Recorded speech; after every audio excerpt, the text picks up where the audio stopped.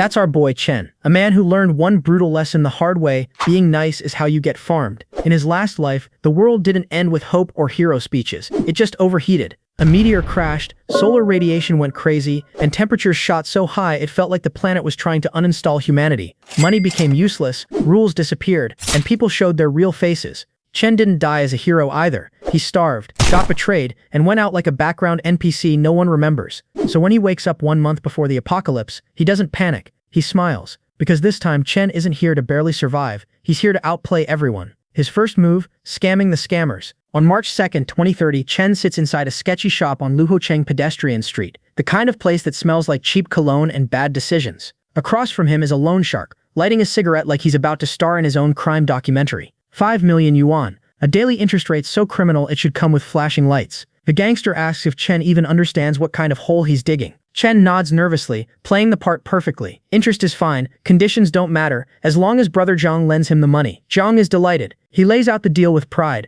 4% daily, 7 million back in 6 months. Just sign an IOU and provide collateral. Chen casually slides over his house deed like he's paying for lunch. Zhang pretends to think it over. Old apartment, maybe worth 3 or 4 million. But inside, he's already celebrating. Young borrower, gambling vibes, easy prey. Out loud, he says it's not enough. Chen immediately switches to full desperation mode, hands clasped like he's praying. Even 4 million is fine. His luck is great lately, he'll earn it back fast. Zhang almost laughs, gambling dog confirmed. He reluctantly agrees to lend 4.5 million, then sharpens the knife further. 4.9 million back in 3 months. Miss a payment, the house is gone. Chen reads the contract calmly and says there's no problem, he just has one condition. 10 minutes later, Chen walks out while Zhang waves goodbye like he just sold a used car with no brakes. Chen checks his phone. 3.5 million yuan credited. He chuckles. The apocalypse hits in 1 month. Who exactly is he paying back? While Zhang is already planning to rig casino games and steal the house, Chen is strolling down the street thinking about the future. A future where heat dries up the land, plants die, people mutate, and food and water become more valuable than gold. A future where billionaires beg for a bottle of water. And Chen, he's already preparing. This time, he's not dying hungry. He's stocking up while everyone else is still arguing about interest rates. Just then, a voice got his ear. He turned. Looking at a shop, a single glorious thought crystallized. Isn't that the legendary Gao assassin? He'd heard it was a luxury item even more expensive than Haagen-Dazs, the noble snooty aristocrat of ice creams. He made a firm decision. He was always reluctant to buy it in his previous life, but he'd bought it for that bitch Wanqing several times. Giving such high-end ice cream to her was a greater waste than feeding it to a dog who didn't even appreciate dairy. Chen then got furiously, passionately bummed out. No, the more he thought about it, the more his heart ached. He was going to enjoy some too. He rushed towards that store like a man on a delicious frozen mission. He instantly pointed at the ice cream display. Hello, could they please give him 10 of every type they had here? Thank you. The 2 girls standing there were shell-shocked. Seriously, 10 of each kind? Could he afford it? The way he placed the order was so cool though. The attendant herself was mentally short-circuiting. This is the Gao assassin. This handsome guy doesn't look rich at all. She asked Chen, with all the professionalism she could muster, if he was serious. Their store only sold high-end ice cream. 10 of each category would cost over 20,000 yuan. Was he sure?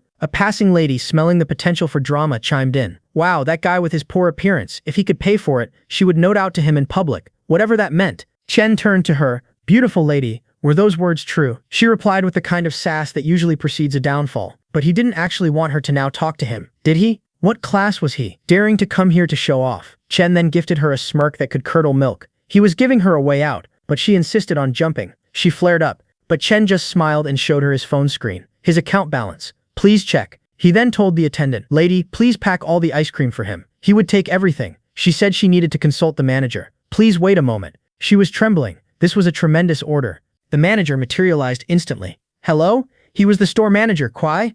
May he ask what Chen required? Chen replied. Manager Kwai, please calculate the total price of all the ice cream in his store. He wouldn't need to open for business today. The manager Kwai looked at the stock. All right, young master, please wait a moment. He did something on his iPad. What kind of rich lunatic is this, buying up my entire month's sales revenue? Don't let the price fool you. Only a few people bought it daily. Most just looked at it like it was art. He told Chen the merchandise displayed today was worth 70,000, including inventory. The total value was around 170,000. Chen thought it wasn't that expensive, actually. He might as well empty their entire stock. Even if the apocalypse came, he could hide at home and eat ice cream like a frozen food king. He told the manager he'd transfer a 300,000 yuan deposit first. Please deliver all inventory to this address shortly. The manager instantly switched to full servant mode. Will do, brother. Leave it to him. Chen then addressed the ladies. Today they could choose whatever ice cream they wanted from the store. Chen was covering it. The three ladies were pleasantly surprised. Really, that was great. The young master was so rich. Wow, he looked more and more handsome. Chen then turned to the sassy lady. Of course, except for her. He was still waiting for her to not no to him. She instantly knelt in front of Chen, crying. It was a whole scene. Chen looked down. She should have known better than to show off. Now,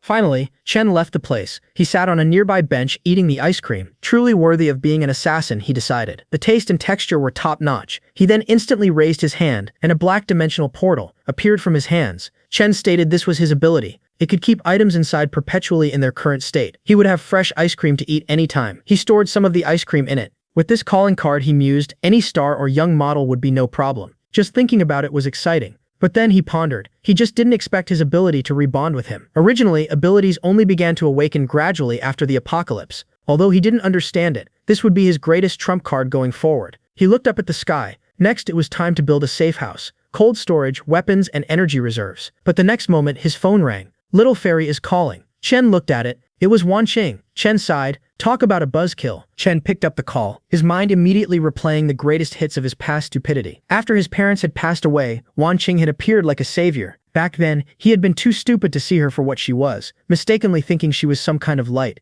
In reality, what she'd been aiming for was just the inheritance his parents left behind. He remembered a specific scene from the past. She had been sitting on his lap, all sweetness, telling him that her mother said if he wanted to marry her, the completely paid-for large flat in the city center had to be written in her name. Oh, and also an 880,000 bride price. To Chen, looking back, she had been like a bottomless pit, reaching out again and again until she'd drained all his savings. It's all for our little home, she'd said, as if that made demanding a penthouse reasonable. She'd even suggested he sell his family house, since it was old anyway. So in the end, she'd wanted to sell the ancestral home just to buy her a shiny new flat. The memories got worse. Sometime later, she'd shown up with some random man in tow. Young master, she'd said, pointing at Chen, the one I'm talking about is him. Haven't you been looking for special materials? He absolutely meets your requirements. The context was the worst part. The apocalypse had descended, and Chen, like a chump, had risked everything to keep her safe. Her gratitude, to cling to a stronger backer, she'd sold him off like livestock. He'd been beaten to a pulp for her trouble. The young master had just looked at his broken body and said,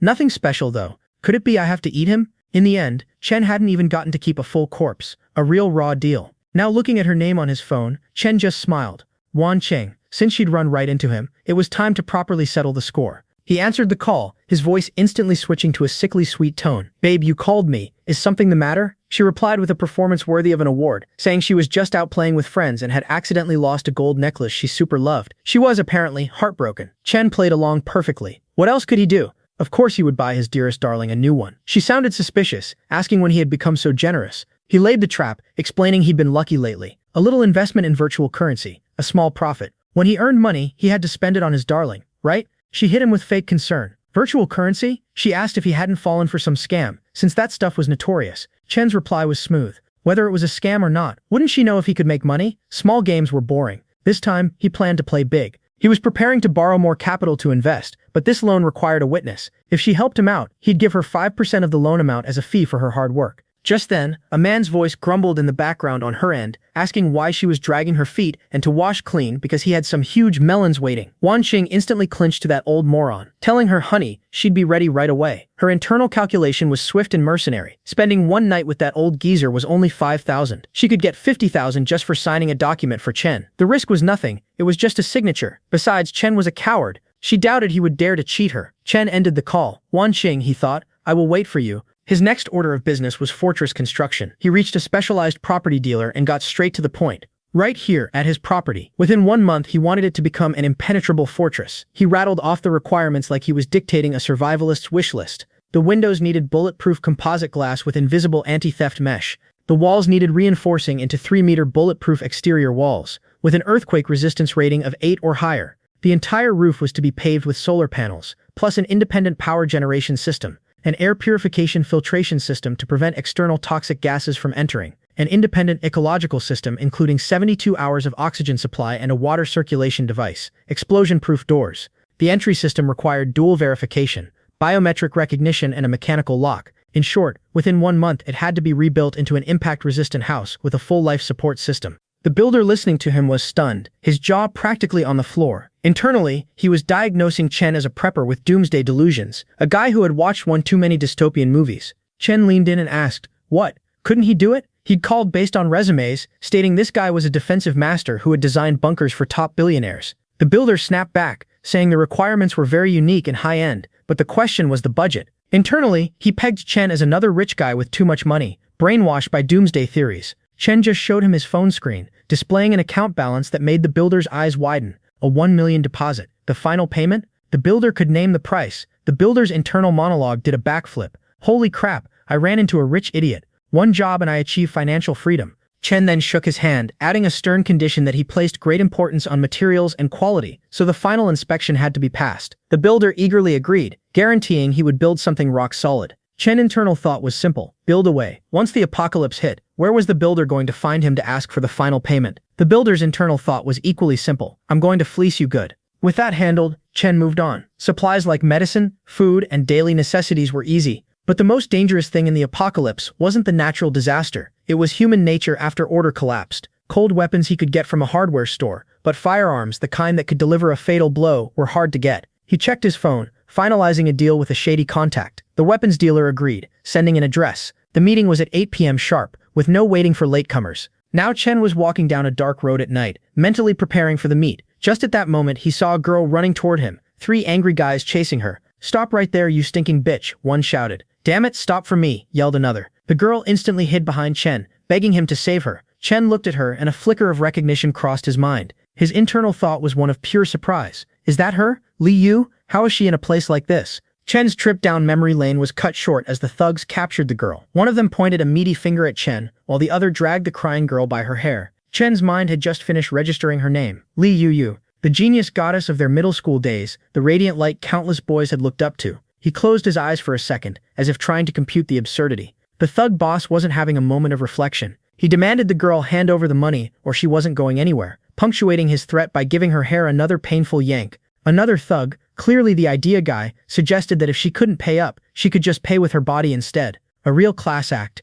That's when Chen flared up. In the most serious tone he could muster, he told them to let her go. The thugs looked at him like he was a talking pigeon. One of them decided to handle it, charging at Chen while shouting about where this reckless punk had come from, trying to play hero. He announced he would cripple him first. As the thug lunged, Chen, to everyone's surprise, including possibly his own, dodged the attack by ducking down. He instantly reached up, grabbed the man's arm, and gave it a twist that sounded unpleasant. The attacking man shouted about his hand, but Chen didn't let up. He followed through with a punch, straight to the man's face. Boom! The thug was sent flying, landing with a crash in a trash can he knocked over. The surrounding onlookers were shocked. At that moment, a window popped up in Chen's vision, detected intense negative emotions, fear, agony, rage. Negative emotion harvesting system successfully activated. Chen's internal monologue was pure surprise. A system? I didn't have this in my past life. He stood there, trying to look heroic. Another thug, the one holding Li Yu, panicked. He told Chen not to take another step or he'd kill her, and to prove he was serious, he started tearing at Li Yu's dress. She screamed. Just then, another person appeared from around the corner of a rock street. A brick flew through the air and hit the molesting thug square in the face. The other 2 gang members were understandably shocked. A handsome boy landed in front of Chen and Li Yu with more style than the situation strictly required. The remaining gang member, enraged, charged at them with a baseball bat, his friend following. Chen handled one. The boy handled the other, disarming him and then using the baseball bat to, as the saying goes, beat the shit out of them. In no time, it was over. Chen felt like he'd just done something vaguely disgusting, like punching a soggy bag of meat. The other boy finished his opponent by kicking him down and pinning him to the floor. Chen now stepped on the guy lying at his feet, while the boy kicked the one who'd attacked him in the stomach. Chen told them to scram. A notification chimed. +1. Fear. +1. Panic. +1. Agony. +1. Despair. +1. Humiliation. Negative emotion value reached 10 for the first time. Special storage expansion unlocked. The system cheerfully told Chen to harvest diligently, go big, and grow strong. Chen thought, harvesting negative emotions, huh? Interesting. Li Yuan then turned to Chen, saying she didn't expect to run into him here. She thanked him. Chen gave her a hand up, asking if she was hurt. She stood, and he offered her the shirt he was wearing, telling her to put it on. She thanked him again, profusely, before saying she had things to do and had to go first. She told him to be careful. The boy standing to the side piped up. He said, brother, that saving the beauty act was pretty slick. The name's Kang. And you? Chen raised a hand towards Kang. You are Kang, perfect. I'm the one who arranged to meet you. Kang said, huh, you're that buyer? What a coincidence. It's destiny. Chen then said to the groaning thug on the ground, "You are a total moron." The man was utterly trembling, but this time out of sheer impotent anger, Chen got another notification. Intense negative emotions detected. Dumbfounded +1, clueless +1, awkward +1. Chen brushed it off, saying to Kang, "Pagoda suppresses the river demon. Don't mind that, brother, just a little joke to lighten the mood." Kang replied, "Damn, brother, that joke of yours, you really got me there. Follow me." Chen started following him. Kang soon offered a Desert Eagle, saying it was a Russian-made piece, rugged and durable. Its ammo was scarce, so he should use it sparingly. Chen looked at the weapon. Kang said that since Chen had good skills and was pretty interesting, he'd give him a friendship price, as a token of their new bond. Chen looked at the gun and said, "Not bad, thanks." Kang thought to himself, he handles it like a pro, a real expert. Since everything looks good, then... Chen then said, "By the way, brother Kang, does this gun come with a suppressor? Does it have a warranty card? Can you throw in an extra box of ammo?" Kang was surprised. His internal monologue was a masterpiece of exasperation. "Huh? I'm already giving you a friendship price. Do you understand what a friendship price is? People on the black market should snatch this up for double. And he wants a warranty and freebies?" He fired up, saying, "You think you're buying home appliances? Why don't you just rob me instead?" He pointed at Chen for emphasis. Chen got another alert. Intense negative emotions. Shock +1, heartache +1, speechless +1. Chen just came closer and said, "Oh, if not, forget it. I was just asking casually. We'll stick to your price. I'm transferring the money right now." His mind moved on. Done. Supplies, weapons, I've secured everything. Now the only thing left is, cut to night. Finally, Chen was with his girlfriend from his past life, Wanqing. He asked her what took so long, complaining his legs were getting sore. She looked around the sketchy location and asked if he was sure just standing there. She questioned if this plan of his was really risk-free. Chen laid it on thick. "Babe, it's just a formality. You know how much I cherish you. How could I ever bear to scam you?" She thought about it. Yeah, true enough. This simp nearly sold his own blood just to buy me a handbag. He's too busy worshipping the ground I walk on. He wouldn't have the guts to cross me. The next moment they were sitting in front of a loan shark. She was signing a contract, showing her ID. The loan shark thought, this dumb broad, does she think she's just signing as a guarantee? The moment that ink dries, the debt is all hers. She signed and handed the contract back. The loan shark thought about how, when she couldn't pay back, hey, she'd just have to pay with her body. The girl, meanwhile, was confident, adjusting her posture to show off her assets. Chen, sitting in the back, thought, sign it. Sign your deed of sale. Your greed is exactly what I need to clear the final payment for my safe house. That went unexpectedly smoothly. Thanks, Wanqing. Later that night, Chen stood with the builder. The builder said Chen could rest 120% assured. Every single material in the house was reinforced to the highest military standards. Heat insulation, soundproofing, bulletproofing, wall resistance. It could even shrug off a few nuclear blasts. Probably. Chen told him the quality was solid and thanked him. The builder smiled, saying if Chen had any other jobs, just to hit him up. Now Chen was sitting at home. The news was on, reporting that due to unprecedented super intense solar flare activity, the entire globe was about to face sustained extreme heat waves. Temperatures in many regions would shatter historical records. All citizens were advised to take immediate protective measures. Chen watched while calmly cleaning his gun. He thought, finally, it's here. He was ready. He looked outside his fortified window. A large fiery meteor was beginning its descent toward the Earth. The news reporter somberly announced that due to the impact of a catastrophic solar flare eruption, Earth's atmosphere was experiencing violent turbulence. Extreme heat anomalies were being reported globally, with daytime highs projected to reach a scorching new level. Citizens were strongly advised to implement heatstroke prevention measures and avoid all non-essential outdoor travel during midday hours. Watching this, Chen noted that the temperature had indeed started to climb, but this was only the beginning. He looked out his window, a sense of grim preparedness settling over him. The scene then shifted to a residential street, where two random girls were already feeling the burn. One of them fanned herself dramatically, exclaiming that it was seriously this hot already, and it was only morning. Her peaches were quite noticeable. Her friend agreed, declaring that this weather was going to be the death of her. Did anyone have a clue how long this heatwave was going to last?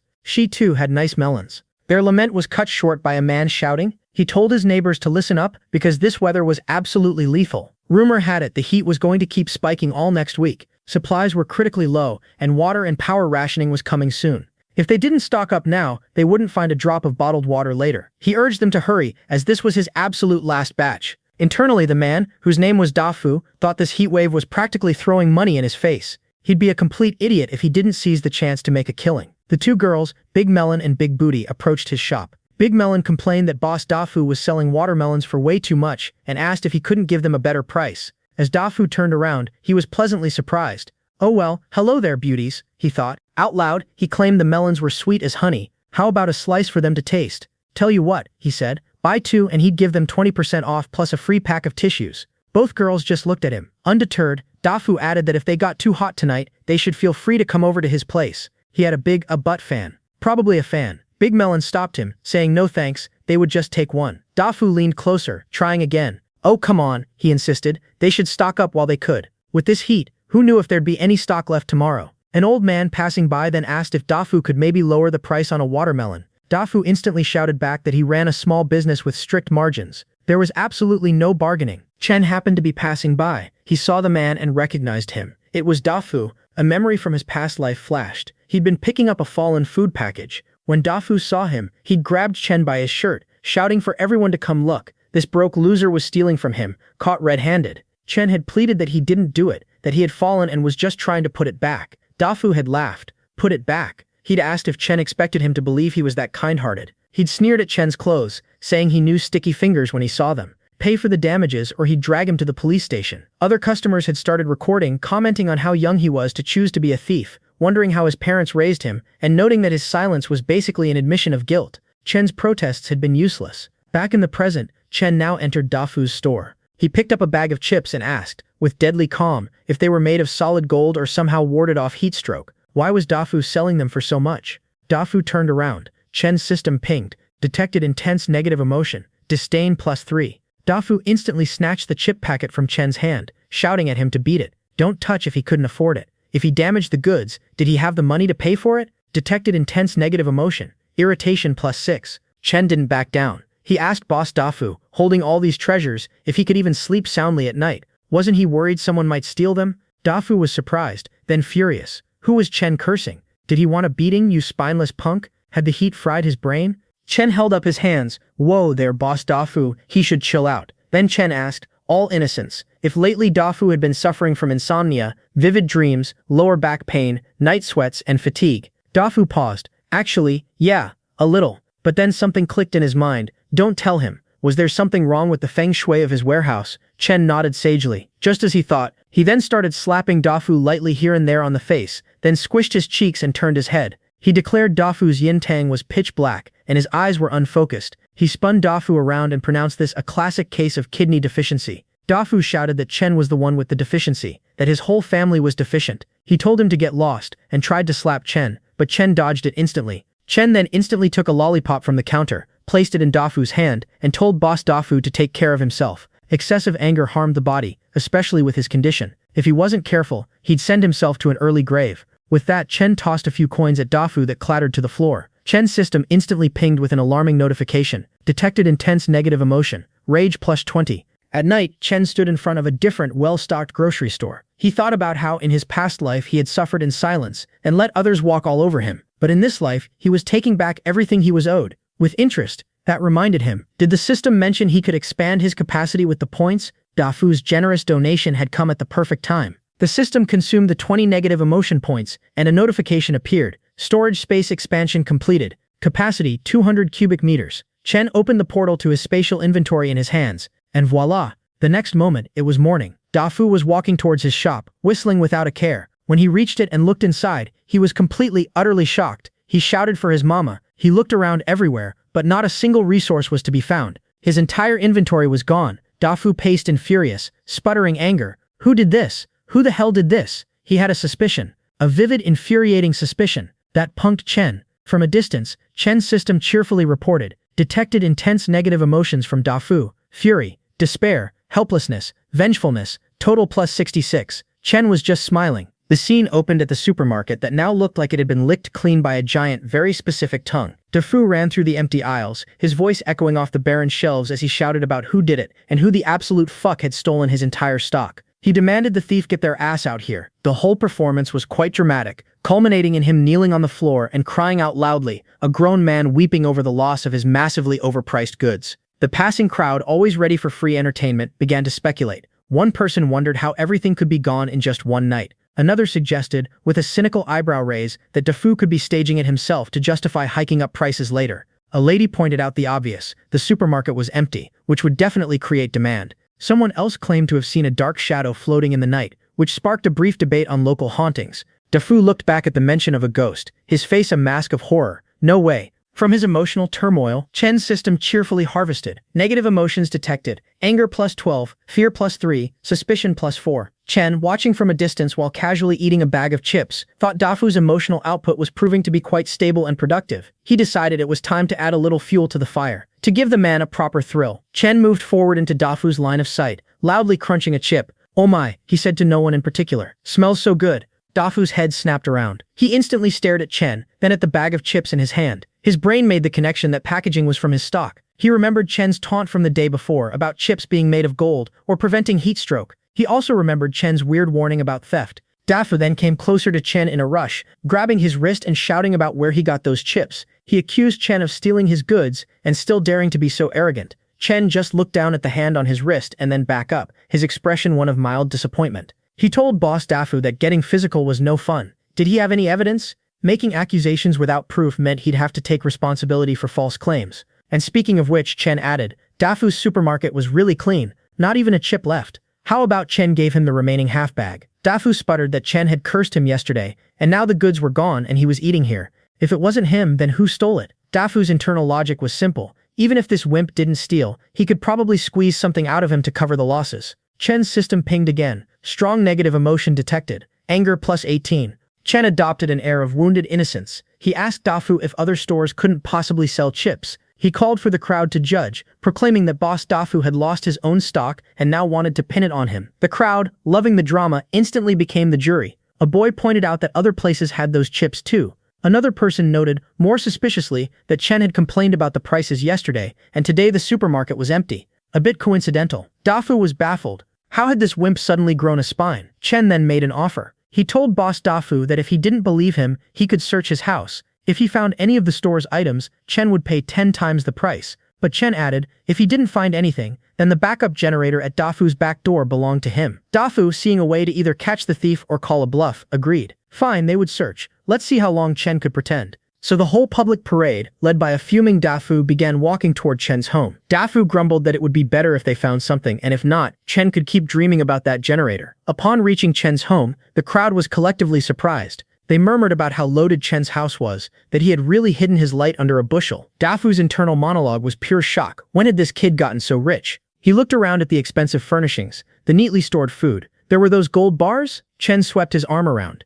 He asked Boss Dafu if he had searched enough, and if he wanted to pry up the floorboards too. Dafu, utterly defeated and embarrassed, started backing away, saying no need, he would go ask other places. Chen's system noted, strong negative emotion detected. Embarrassment plus 6. But Chen wasn't done. He instantly grabbed the back of Dafu's collar as he tried to flee. He told him not to go. What about the agreed-upon generator? He said everyone had heard it. Was Boss Dafu not trying to renege on his word? Dafu, sweating, tried to deflect. Generator? What generator? He told Chen, the young man, to take a step back, as the sky was wide. Was it necessary to make this so ugly? Chen's reply was cold. He asked when Dafu was framing him for theft, why hadn't he talked about taking a step back then? Strong negative emotion detected. Impatience plus 8. The crowd, now fully against the dishonest shopkeeper, began to mutter. How could this person not keep his word? Exactly. Another said he had no integrity at all, and it served him right to be stolen from. Dafu, cornered and humiliated, finally snapped. He tried to punch Chen, yelling that the kid was being given face and not taking it. Chen stopped the punch with ease, twisted Dafu's arm and pinned him to the floor. Dafu shouted about his hand. Strong negative emotion detected. Pain plus 73. Dafu, writhing, shouted that he would move it. He would move the generator right now. Chen, still calm, told him to please be quick. Once the temperature rose later, he wouldn't be able to go out. Chen's internal thought was practical. Power would be rationed in a few days. Dafu, without a generator, would be in a real bind. His system gave a final generous harvest from the encounter. Strong negative emotions detected. Humiliation plus 30. Pain plus 86. Fear plus 10. Chen left Dafu to his misery. The moment he was free, his phone rang. It was Wanqing. Her voice was tense. She told Chen that a few people had been following her for the past 2 days. They seemed to be debt collectors. She demanded to know what was going on. Hadn't he said she was just signing as a witness? Were they stalking her now? Chen just told her to believe him as he was trustworthy, at least for her. Chen's phone screen showed Wanqing's face, which was rapidly shifting from worried to furious. She started shouting at him, demanding to know why people from the Dahai Gang were looking for her. Had he lied to her? Chen's face on the video call adopted an expression of profound, almost theatrical hurt. He asked why she always didn't trust him. He'd paid so much for her, poured his heart out to her. How could she think he would lie? Hearing her say that made him so very sad. Internally, he noted that those bozos from the Dahai gang were even more impatient than he'd imagined. He then smoothly shifted gears, asking for details. So she said the Dahai gang people were following her. Did they know where she lived yet? What had they said? She replied that they didn't know her address, and she'd taken small roads to shake them off. But what exactly was going on? She warned him not to play tricks on her. Chen told her not to overthink it. Maybe she'd just mistaken someone else for them. With that, he ended the call and put his phone down, the picture of a man wrongly accused. He then took out a delicious, pre-packaged meal for himself. Seeing the meal, Wanqing, who was apparently still watching or had called back, was quite amused.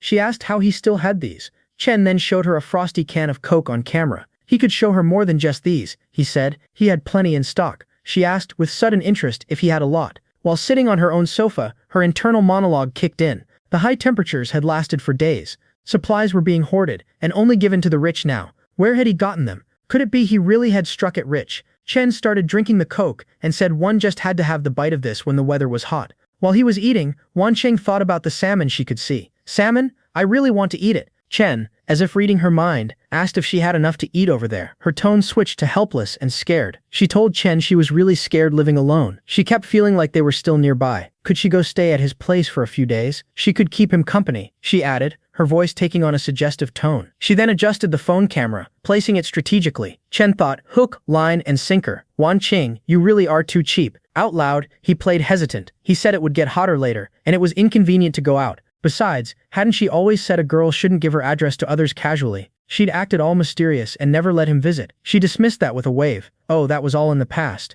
The situation was special now, right? He was her boyfriend. If he didn't protect her, who would? Fine, she said. She'd sent him the address. Chen told her to wait obediently at home for him and make sure not to run around, okay? Wanqing thought, a simp is just a simp, wagging their tail at the first sign of sweetness. On the other hand, Chen thought about how she used to act so high and mighty, wouldn't even let him enter the community gate. Now she voluntarily handed over her apartment number, all for a bite to eat. He laughed. Just then someone started banging on his own door, interrupting his devilish planning. A woman's voice shouted for him to open up. Chen went to the door. Yo, Auntie Wang, he said. Something up? She complained that his place was so cool. Her air conditioner had broken, and the child couldn't stand the heat. They were all neighbors, she said. They should help each other. Could he let them inside to stay for a while? But Chen instantly pushed back against her attempted entry. He reminded her that when he was little, he and his mom had picked up plastic bottles downstairs.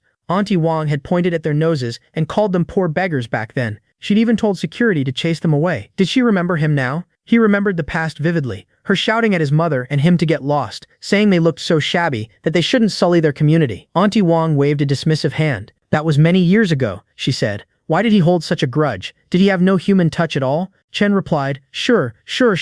I have no human touch. Then he added, with a cold smile, but I have air conditioning, and he closed the door in her face. She started banging on the door again, shouting that he was a heartless wretch, that he deserved that his parents died early, calling him an uneducated thing. Due to her constant venomous anger, Chen's system happily harvested strong negative emotions of +18 and +20 anger points. Calmly, Chen then reached for a different phone. He took out a spare SIM card, slotted it in, and made a call. Hello, he said to the person who answered. I know Wanqing's address. I've sent it to you. She lives alone. Very easy to find. He ended the call, removed the SIM, and moved straight towards his balcony. He looked out at the dark, sweltering night. Wanqing, he thought. The show began. Now, Wanqing stood in front of her mirror at night, admiring her reflection. She told herself that soon she would be moving into Chen's air-conditioned fortress. She imagined herself sitting on his bed, placing her feet on his shoulders, and declaring that only that kind of careful, comfortable life was worthy of her. In her mind, she was the heroine of this story. She lit a cigarette, striking a pose. Instantly, a loud, aggressive knocking shattered the quiet. She opened the door, a coy remark about him being early already on her lips. But as the door swung open, her expression shifted to pure surprise. Standing there weren't debt collectors she was expecting, but the enforcers from the Dahai gang. She asked why it was them, and how they knew where she lived. The leader simply flicked her aside, stepping into her apartment. He stated that the money owed to their gang was due today, right? She protested, saying that money was borrowed by Chen. He had tricked her into signing. They should go find him. The boss just shouted over her, stating the rule. It was signed in black and white, by her. Whoever signs pays. He told her to cut the crap. His men began to roughly destroy her apartment. Wanqing instantly scrambled for her phone, shouting for them to stop. She was calling Chen. He would be there right away. They should look for him. The boss just sat down calmly in front of her, a predator waiting. Wanqing stood there, utterly helpless. She desperately offered her designer bags and jewelry. The boss looked at the pile and replied that those were just meager scraps, not even enough for the interest. He pointed out that his brothers had run all the way here in this killing heat. They couldn't just leave empty-handed, could he? He stood up. All of his men closed in around her. She begged them not to come closer, insisting the money was with Chen. The boss just grinned, his teeth showing. Wanqing, in a final plea, blurted out that Chen also had a lot of supplies. He was coming to pick her up soon. They should wait for him to come, then ask him for the money. As she called him, a cold, automated voice answered, "The number you have dialed is currently unavailable." This was the biggest shock. She tried again and again. Her internal thought was a frantic, "No one is answering. How could this be?" She told the boss to wait, that Chen must be busy, and hadn't heard the ring. She would call again right now. The boss instantly slapped the phone from her hand. He shouted that she was truly, profoundly stupid. That wimp had sold her out. The moment he tricked her into signing, he never intended to pay it back. She was stunned. What? The gang's boss then grabbed her by her hair. Wanqing screamed for him to let her go. They should go find Chen. Only he had the things they wanted. But no one listened to her. She was dragged, struggling, into the bedroom by the boss. The next moment, all that could be heard were her screams. She was paying the debt with her body. Meanwhile, Chen was simply looking at his own buzzing phone. He held a glass of wine in his other hand. He watched the screen light up with her calls, but he didn't pick up. His internal thought was cold and quiet. Wanqing, have a good taste of apocalypse passion. In the morning, the boss finished and put his clothes back on. Wanqing was left on the bed, naked, sobbing and broken. Later, the boss came closer to her again. He asked her to repeat what she'd said earlier about Chen's place. What good stuff was there? Through her tears, she replied, air conditioning, ice-cold drinks, and lots of food. By her tortured look, her guarantee seemed desperate but credible. She said his home had everything. They should go find him. He was the person they should be looking for. She insisted she really had nothing left. She was thrown back onto the bed. The boss thought to himself, air conditioning, supplies, got a big fish this time. He told his men they were going to this Chen's address. On the ruined bed, Wanqing's sobs subsided into a cold, shaking rage. Her thought was a venomous promise. Chen, you tricked me. You will die a horrible death. Now, a small group of gang members were roaming the sweltering streets, led by none other than Auntie Wang. She pointed the way, declaring that the little beast Chen lived right there. She complained that at his home the AC ran 24 hours a day, and he had plenty to eat and drink, yet he was also extremely stingy, refusing to share even a sip of water with his neighbors. The man walking behind her, presumably the boss, told the old hag she was leading the way well. Once they got the stuff, there would be plenty of benefits for her. Auntie Wang gushed with false gratitude, thanking the brother and saying he was truly generous. No wonder he could become a big boss. In her mind, she imagined a scene of Chen bleeding on his knees, shouting for his life and apologizing to her, promising that his home was now her home. She thought, let's see how arrogant you can be this time. The group soon reached the front of Chen's fortified building. Auntie Wang noted to herself that this kid really had something going on. One of the men, eager to impress, stepped forward and announced he would kick the door down. But the moment his foot made contact, a terrific electric shock coursed through him. He managed to grunt in pain before collapsing to the ground, convulsing. Two other men rushed towards their fallen comrade, asking what was wrong. The moment they touched him, they were also struck by the same powerful shock. The rest of the group watched in despair. Suddenly, a loudspeaker atop Chen's building crackled to life. Everyone was dumbfounded, a reaction that immediately began feeding Chen negative energy points. Chen's voice, cheerful and synthetic, came through the speaker. Good luck comes wishing you good luck. Good luck brings joy and love. The speaker then began to play an obnoxiously upbeat song about good luck. As the tune played, the three gang members on the ground continued to twitch from the residual shocks. The boss, Zhang, finally noticed the speaker. He shouted, fuck. Chen's system popped up another notification, reporting harvested emotions, frustration plus 45, panic plus 30, speechlessness plus 22. Chen kept humming along, watching the whole scene through his CCTV feed on a computer monitor. He spoke into the mic, his voice laced with false sympathy. Oh my brothers, your luck isn't bad. Step right onto the protective electric grid with 1 foot. Auntie Wang shouted up at the building. Chen, cut the crap. Paying bad debts is a matter of principle. Return the money and we will call it even. Auntie Wang chimed in. Exactly. You have money to renovate, but no money to pay debts. How did your parents raise you? Chen, sitting comfortably in his chair, responded calmly. He pointed out to brother Zhang that the market price of his apartment was over 4 million, which was more than enough to offset the 3.5 million loan. As for Wanqing's debt, he suggested they should go find her. What did it have to do with him? The boss, Zhang, thought to himself, you damn idiot. Right now supplies are king. Everything else is nonsense. But aloud, he just growled. Chen continued, his tone turning cold. Brother Zhang, a wise man submits to circumstances. While I'm in a good mood, let's part on good terms. If you keep looking for trouble, I won't be this polite anymore. Hearing that, Chen instantly clicked a big red button on his desk.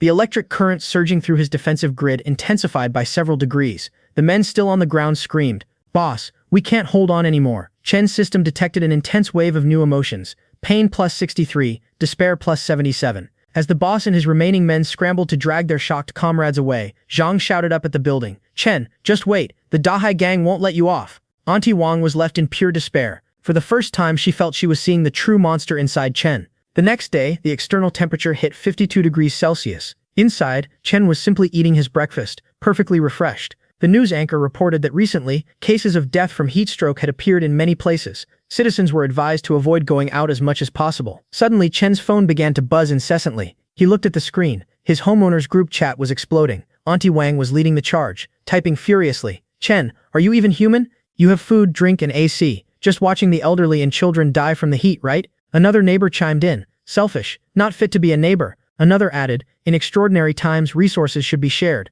Otherwise, you're a murderer." Yet another wrote, "You're about to die of heat. Do you have any shame? Chen, come out and give an explanation." Chen just scrolled through the messages, mildly amused, to pass the time. His system, however, was working overtime. It detected a massive surge of negative emotion. Jealousy plus 99. Anger plus 101. Finally, the system's interface flashed a bright red. Total negative emotion value exceeded 1,000 points. A new message appeared. New rewards now being calculated. Now, ignoring the flashing system notifications, Chen went to his fridge to decide what to eat. He took a photo of his well-stocked shelves and posted it in the neighbors' group chat. He wrote that his stockpile was indeed quite large, and if anyone wanted some, they should sign up. The chat instantly erupted with people registering, but Chen quickly added a condition. He told everyone he wasn't running a charity. They would have to exchange for the supplies with something of equal value. Otherwise, no deal. He refused freeloaders.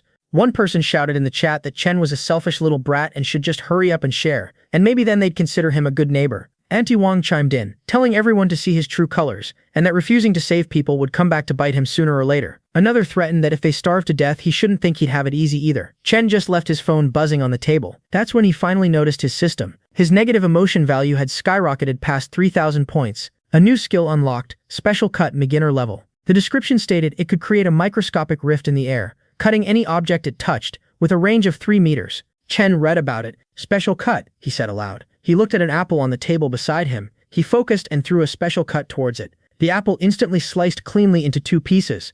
"Now this is getting interesting," Chen said. But the next moment, the sound of car engines roaring cut through the heat. A convoy pulled up in front of Chen's building. Wanqing stepped out of one car, dressed in a beautiful provocative dress. Behind her, emerging from another vehicle with a cigar in his hand, was the boss of the Dahai gang. He asked little Zhang, who was pointing, if this was where that Chen lived. Zhang confirmed it was, in the innermost building. The gang leader placed a hand on Wanqing's backside and asked if since Chen was her man before, she would feel heartache about them looting his home. Wanqing instantly put on an act, cooing that right now her heart only held room for him. She called Chen a useless piece of trash and clung to the boss's arm. Internally she thought, "Chen, tonight is your death date." Suddenly 2 of the neighbors, the shopkeeper and another man, came running out towards the gang. They shouted to the big brothers, asking if they were here for Chen. They declared they were homeowners and were willing to help teach him a lesson. The other man added that they knew the area well and would help block his escape routes. The boss said all right, if they helped him catch Chen, he'd share some of the supplies from the room with them. The shopkeeper eagerly came forward, thanking the big brother and showing them a shortcut. What followed was not an assault on Chen, but a quick, brutal massacre of the neighbors' own homes. Gang members started looting everything in sight. The shopkeeper shouted in protest that this was his home, that they were on the same side. A gang member just shoved him back, saying his home? Now the whole building belonged to their boss. Auntie Wang screamed that they couldn't do this, that they hadn't provoked them. They were all just kicked aside like useless trash. The shopkeeper, watching his last resources vanish, thought in despair that he was wrong, truly wrong. He shouldn't have been greedy for those scraps. Now everything was gone. Even his means to survive was gone. He had been truly blind to trust this bunch of beasts. Finally, the gang stood assembled in front of Chen's fortified door. Wanqing was there with them. Inside, Chen calmly rolled up his exterior security shutter. He threw a plush sofa chair out into the hallway, then stepped out himself, casually eating a piece of meat. He sat down on the sofa. He said, looking at the crowd. "Everyone looking for me?" The boss spoke up. He told the kid his doom was imminent and he was still posturing. He demanded Chen hand over the supplies, and he would leave his corpse intact. Chen wiped his mouth with a napkin. He asked if the boss's parents had taught him not to disturb people while they were eating. It was very rude. The boss instantly flared up. "Damn it, cripple him," he shouted, pointing at Chen. His gang members surged forward. Chen swiftly dodged the first attack, grabbed the man's wrist, and crashed his head into the reinforced wall. Another came at him with a pipe, but Chen kicked him hard in the stomach, sending him flying back down the hall. A third attacked from the side with an axe. Chen thought, forcing me to use special cut, are you? But the next moment, a small cylindrical canister clinked and rolled to a stop in front of the gang leader. It exploded with a puff, releasing a cloud of powder. The boss realized what it was first. It's tear gas. This kid has a helper. Retreat, retreat first, he shouted, his eyes already stinging. Chin himself jumped back, avoiding the cloud. Through the haze, he saw the weapons dealer, Kang, leaning casually against the far wall. Kang said, "Looks like the trouble you've stirred up isn't small." He gave an appreciative nod. "However, your skills are indeed not bad." Chin asked why he was here. Kang replied with a dealer's smile. "Guns. Do you still want them? I have good goods here." Kang took the bottle of ice water from Chen. He remarked that drinking something so cold at a time like this meant Chen was really living a comfortable life. Chen just threw another bottle his way from his personal stock. He asked why Kang was really here, since his territory wasn't on this side. Kang replied that the boss of the Dahai gang, Jiang, had been screwing with his business lately. He'd been watching Jiang for days, which was why he'd followed the convoy over. He hadn't expected they were coming for Chen. Speaking of which, Kang noted, supplies had been scarce for so long, yet Chen had quite a stockpile. He couldn't have managed that without some special channels, right? Chen instantly grew cautious and asked what Kang was trying to say. But Kang just laughed and came closer, saying not to get him wrong, he wasn't trying to pry. He got straight to the point. Boss Jiang had stockpiled a lot of purified water recently. Kang wanted to cooperate with Chen to get it. He was familiar with the layout of Jiang's underground business. If Chen found a way to get the water, they could store it there first and Kang would find a way to sell it. Chen thought about it. As the temperature rose, water resources were indeed becoming the ultimate hard currency. Chen now laid out his terms. Cooperation was fine. Profit split, 9-1. He got 9, Kang got 1. Kang's jaw practically hit the floor. He sputtered that a 9-1 split was a joke. Why didn't Chen just rob him? Chen's system instantly detected a strong negative emotion of shock plus 40. Chen shrugged and said if Kang wasn't willing then there was nothing more to talk about. Kang instantly got frightened. He metaphorically clung to Chen's leg, pleading for an 8-2 split instead. He needed to eat too. Internally, Kang thought this guy was so confident he must have a serious trump card. He couldn't find anyone more suitable for this job. Chen then took him inside his home. He said an 8-2 split could work. However, in the future, if Kang got new goods, Chen got first pick. He could sell what was left. Kang sighed in defeat. "Fine, you win." "Deal," Chen said. "First step, figure out the stronghold structure and personnel distribution." Soon Chen and Kang were observing a fortified storage area from a distance. Kang explained that people short on water either spent money to buy it or exchanged valuable things for it. The area was guarded all around. There were also quite a few women who had been captured to provide special services to the upper management. Just then, one such woman stepped out. She was dressed in red with dyed blonde hair. Two men saw her and began harassing her, causing her to hesitate and look afraid. Back to the mission, Kang told Chen the water storage area was in the back, but he hadn't pinpointed the exact location yet. Chen said he would sneak in and take a look. When Kang saw the signal, he should create a diversion on the perimeter to draw the main force away. Kang was shocked. He asked how Chen was going to move the water alone. Chen just jumped down from their vantage point, saying he had his ways. The gun seller was left behind, speechless. As Chen moved in, a guard stopped him, saying he looked unfamiliar. Was he new? Where was his ID? Chen showed him a forged card, claiming Boss Liu had sent him to count the water stock. The guard laughed. "Count the water stock? You trying to trick a child?" He pointed his gun straight at Chen. Chen's system detected mockery plus 5. Chen thought to himself that before he'd only used spatial cut on appliances. Today he would cut something different. He instantly used the special cut skill towards the guard. The guard managed to twist away, or so he thought. The invisible rift sliced cleanly through the front of his neck. The man went down, blood pooling on the ground. Chen's system detected strong negative emotions, horror and pain plus 50. Another guard, hearing the commotion, came running. When he saw his friend dead, he pointed his gun at Chen and fired. Chen instantly threw the card in his hand, imbued with the spatial cut skill. The man was split apart. The system pinged again, fear and despair plus 100. Alarms were raised. Shouts of gunshots, and someone sneaked in, echoed. Men with pistols, shotguns, and even an RPG started running toward the chaos. Chen instantly hid in a nearby alley, but then, a hand reached out and pulled him deeper into the shadows. Everyone was searching for the intruder. More men with serious firepower like AKs arrived. The one who had dragged Chen was a girl, his friend they'd seen earlier. Chen asked why she was here. She replied that she had been captured. What about him? Captured too? Chen replied by asking if she knew where the water stockpile was. She said they made her clean up. She had already figured out the layout. She would take him there. She then looked at a bucket nearby. The next moment, she threw the bucket out of the alley in the opposite direction. All the guards instantly rushed toward the noise, shouting, "The enemy is over there, quick!" But she and Chen had already slipped away. The woman told Chen to follow her. There were no surveillance cameras this way. As they moved, Chen told her to find a place to hide and wait for him to come out. Soon they stood before the heavy door of the water storage area. Chen instantly used his enhanced strength and skill to crush the door's locking mechanism with brute force. The guards inside panicked. They started to run, but one turned back, demanding to know who he was and how he'd gotten in. Chen saw him. With just one swift special slash, he cut the guard's neck. The system again detected a brutal wave of negative emotions. Shock, fear, pain, everything plus 120. That, the narrative noted, was some brutal method.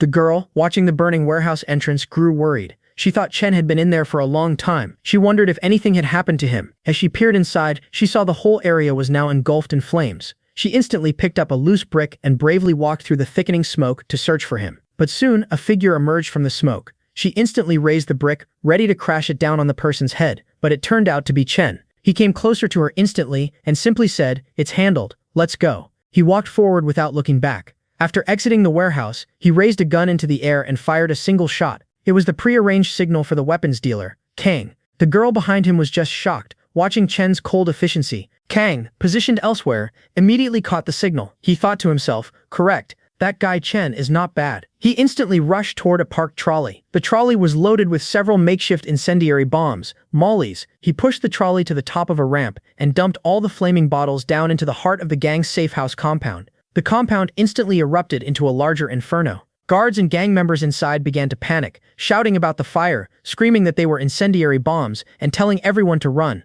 As Chen walked ahead, the girl guided him, saying this way through a specific alley, led to the outskirts and the south gate. But suddenly Chen's face turned cold. Another figure stepped into their path. It was Wanqing. She instantly came towards him, begging, "Chen, take me with you." She pleaded in a desperate, deductive manner. She begged him, for the sake that they used to be lovers. As long as he took her away from there, she wouldn't hold it against him that he used her name to take out loans. She tried as hard as she could to look pitiful. Chen's reply was icy. "Won't hold it against me. Big sister, you really don't understand the situation." She started crying, laying it on thick. She said in here, they forced her every day, forced her to service those old men. If she resisted, they beat her. If she ran, they caught her and brought her back. She made a seductive face, emphasizing her assets. She claimed she really had nowhere else to go. She begged to live with him, promising she would do anything for him. But Chen just replied coldly, recounting her past actions. When she had laughed at him for having no money, called him a simp, slept with old men behind his back, and led the gang to kill him, did she ever think today would come? He stared a dead stare straight into Wanqing's eyes, into her soul. Internally, he thought of his past life.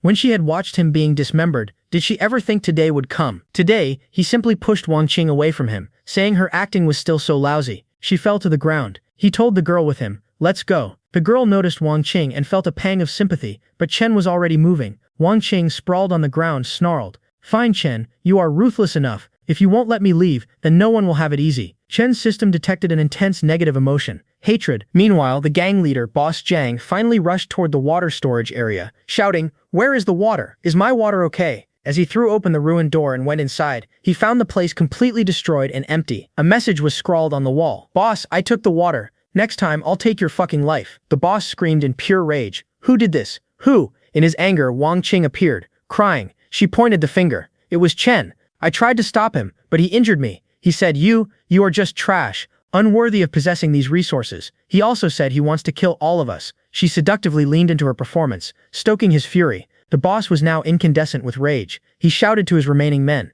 "Everyone, follow me to the south gate. Slaughter that bastard." He gave the order. But Chen had already escaped the immediate area. He and Kang rendezvoused at their planned spot. Kang asked him quite the commotion. "Tell me about it." They didn't have long to chat. Soon they found themselves standing not far from where Boss Jiang and his remaining gang members had caught up, blocking their path. It was just the two of them against the mob. Chen noted aloud, "You move fast." He held a long stick with rags burning at one end in his hand. The boss instantly ordered his men, shouting, "Go, get him." All of them rushed forward. But Chen instantly threw the burning stick onto the ground in front of them. The area, prepped with some kind of accelerant, lit up in a wall of fire, creating a sudden wildfire barrier between them and the charging gang. The boss shouted through the flames, "Chen, I will make sure you die." Chen's system pinged, intense negative emotion detected. Chen just gave a sarcastic thumbs up through the fire. "Boss, thanks," he said. He then made a slicing motion across his own neck, signaling his intent. He thought, "I will make these emotion points count." The system then announced, total negative emotion points reached 3,000.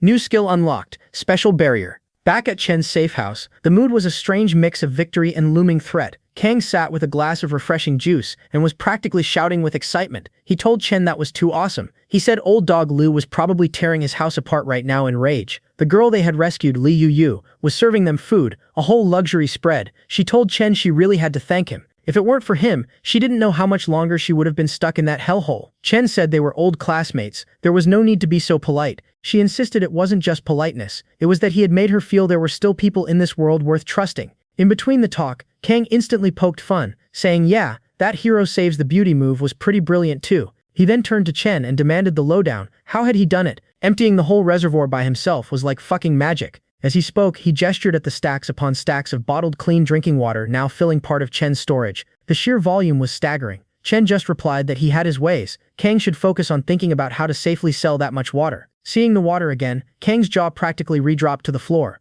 Chen, changing the subject, asked his classmate what had happened after junior high, as there didn't seem to have been any news about her. She replied that after graduation, her family had some accidents. She went silent for a moment, remembering her mom and dad. She finally said her parents had gone missing at the same time. Both Kang and Chen were surprised, but their surprise was instantly cut short, not by her story, but by the sudden orange glow lighting up the room. Kang shouted, "Crap, it's on fire outside." As they looked, they saw through the monitors gang members hurling Molotov cocktails at the surrounding buildings. People in neighboring structures were screaming for help, shouting to save the children. Kang said it was Boss Liu's doing. This bastard was trying to drive everyone to death just to get to them. The girl asked Chen if they should do something, but Chen thought coldly. Boss Liu wanted to use morality and the lives of innocents as a rope to bind him. Pretty rich. He was long past being that rotten do-gooder from his past life, the kind who would get himself strangled to death by his own conscience. From outside, Boss Liu shouted, "Chen, let's see how long you can hide. If you don't come out, I will burn this whole area to ash. See how long your iron turtle shell can last."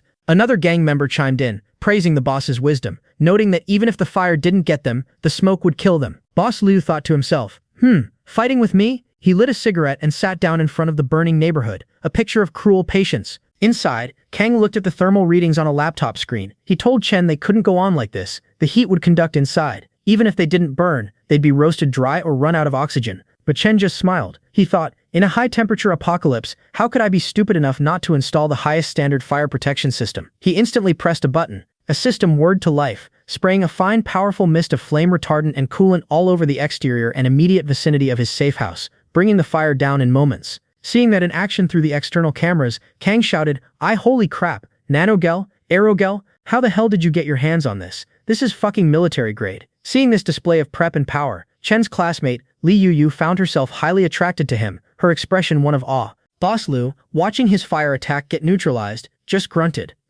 A death struggle. He ordered his men to throw more Molotovs. The area again started to catch fire. The boss shoved one man out of his way, shouting, "Continue, keep going. I don't believe that piece of junk supply is infinite." But then, suddenly, one of his men reported, "Boss, the fuel is almost out. That white mist is too wicked." At that moment, Chen emerged onto his fortified balcony. He called out, "Boss Liu, played enough with fire? Want to come in for a glass of ice water to cool down?" Suddenly, Chen's system detected a massive surge. Strong negative emotion detected. Anger plus 888. It was all from Boss Liu. The boss turned away from the smoldering buildings, his mind working. He thought, no, I've changed my mind. Just killing Chen would be letting him off too easy. This house, fireproof, sturdy, self-sufficient. It's the perfect shelter. It must be mine. He realized brute force wouldn't work. Fire attacks were ineffective. Then he thought, don't blame him for tearing off the last thread of civility. He had already captured some of the fleeing civilians. Chen, watching from his balcony, saw the hostages being dragged forward. For the first time in a while, he too felt a flicker of cold anger.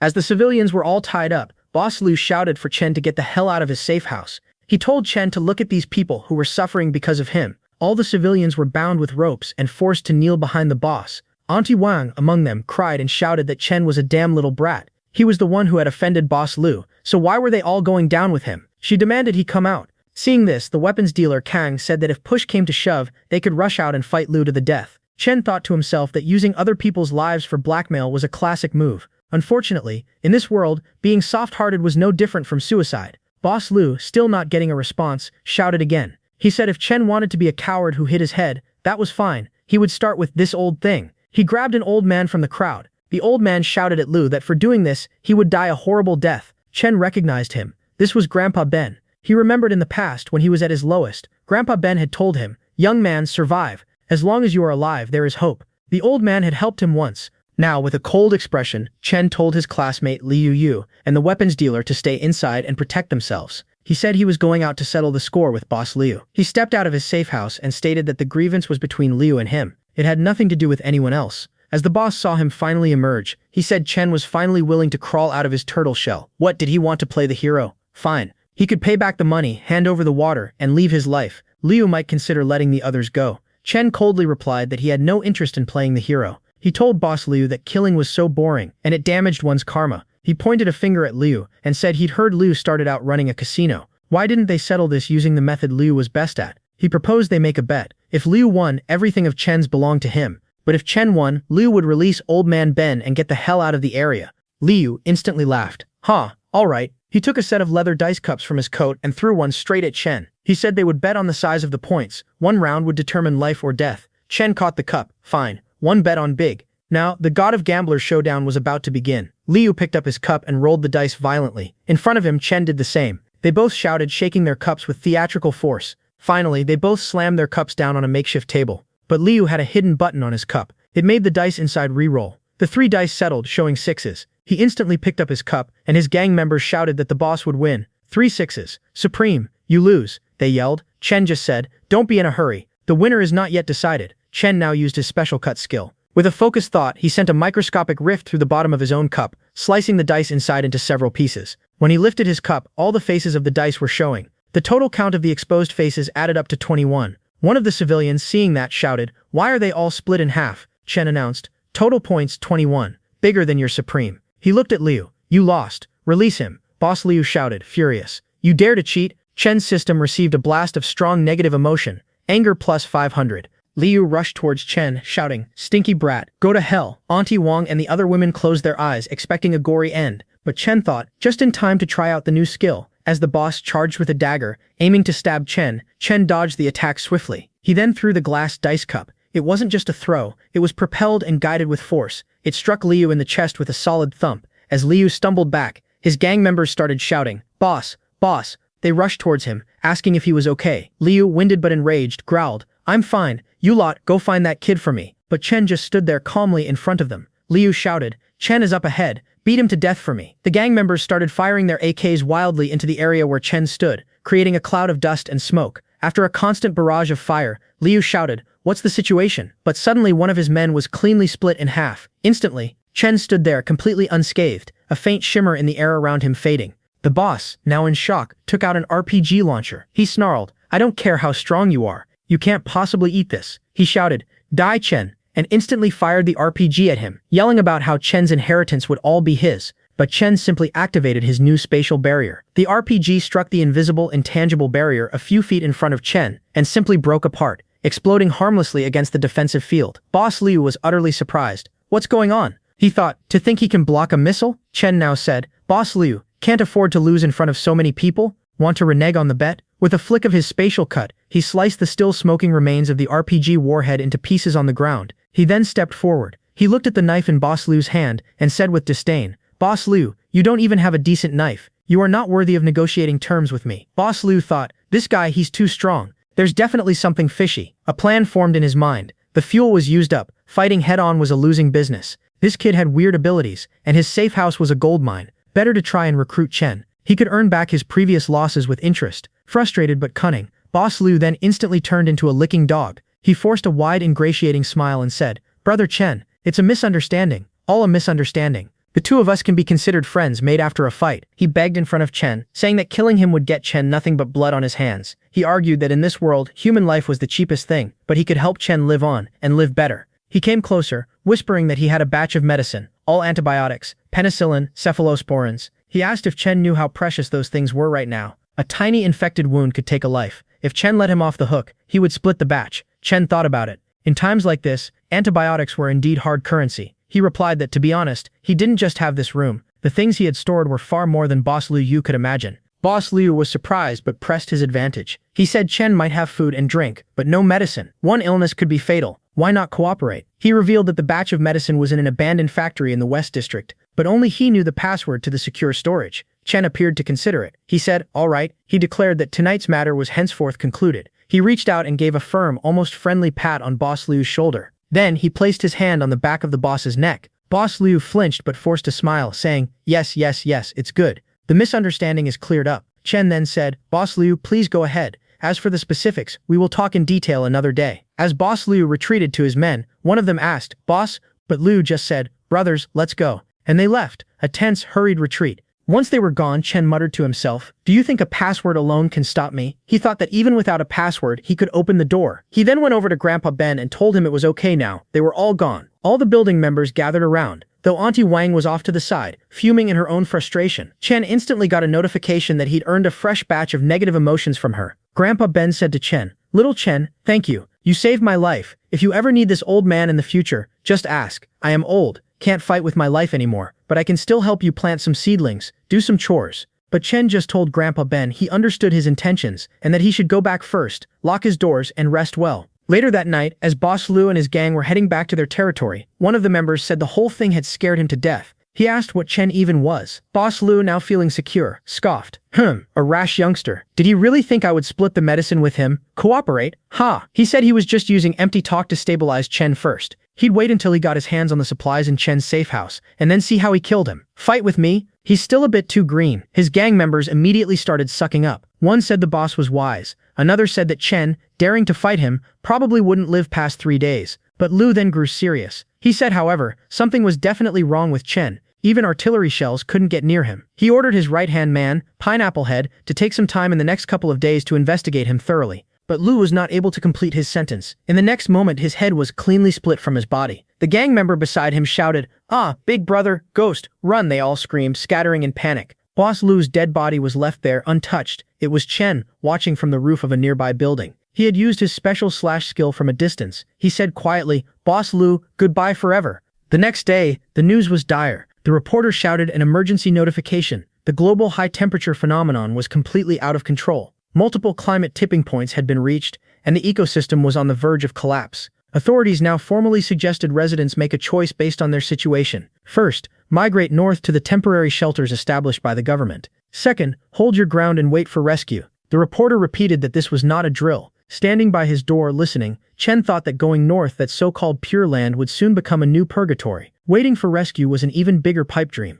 The real nightmare had only just begun. He thought that before long, heat-resistant mutant beasts would devour all creations of civilization. He remembered the giant monsters from his past life. He also thought about the awakened who would appear among humans, forming factions and killing each other in the struggle for resources. What he needed to do was not just guard this safe house well. He wanted to turn it into the ultimate final fortress for survival in this apocalypse. Outside his safe house, the mood of the remaining residents had turned venomous. One of them shouted that everyone was starving, their homes burned to nothing. Another asked, "What about Chen?" A third pointed out that he was occupying such a big, sturdy fortress all by himself, with food, drink, and air conditioning inside. Another demanded, "On what grounds?" One man punched the safe house's reinforced door, shouting, "Chen, get out here. It's because you refused to help earlier that everyone ended up like this. You must give everyone an explanation." Another voice shouted that they had decided Chen must share the safe house. Everyone would take turns living in it. This was for collective survival. But inside, Chen was just listening to music and preparing his breakfast. He instantly took a photo of his cozy, cool, well-stocked kitchen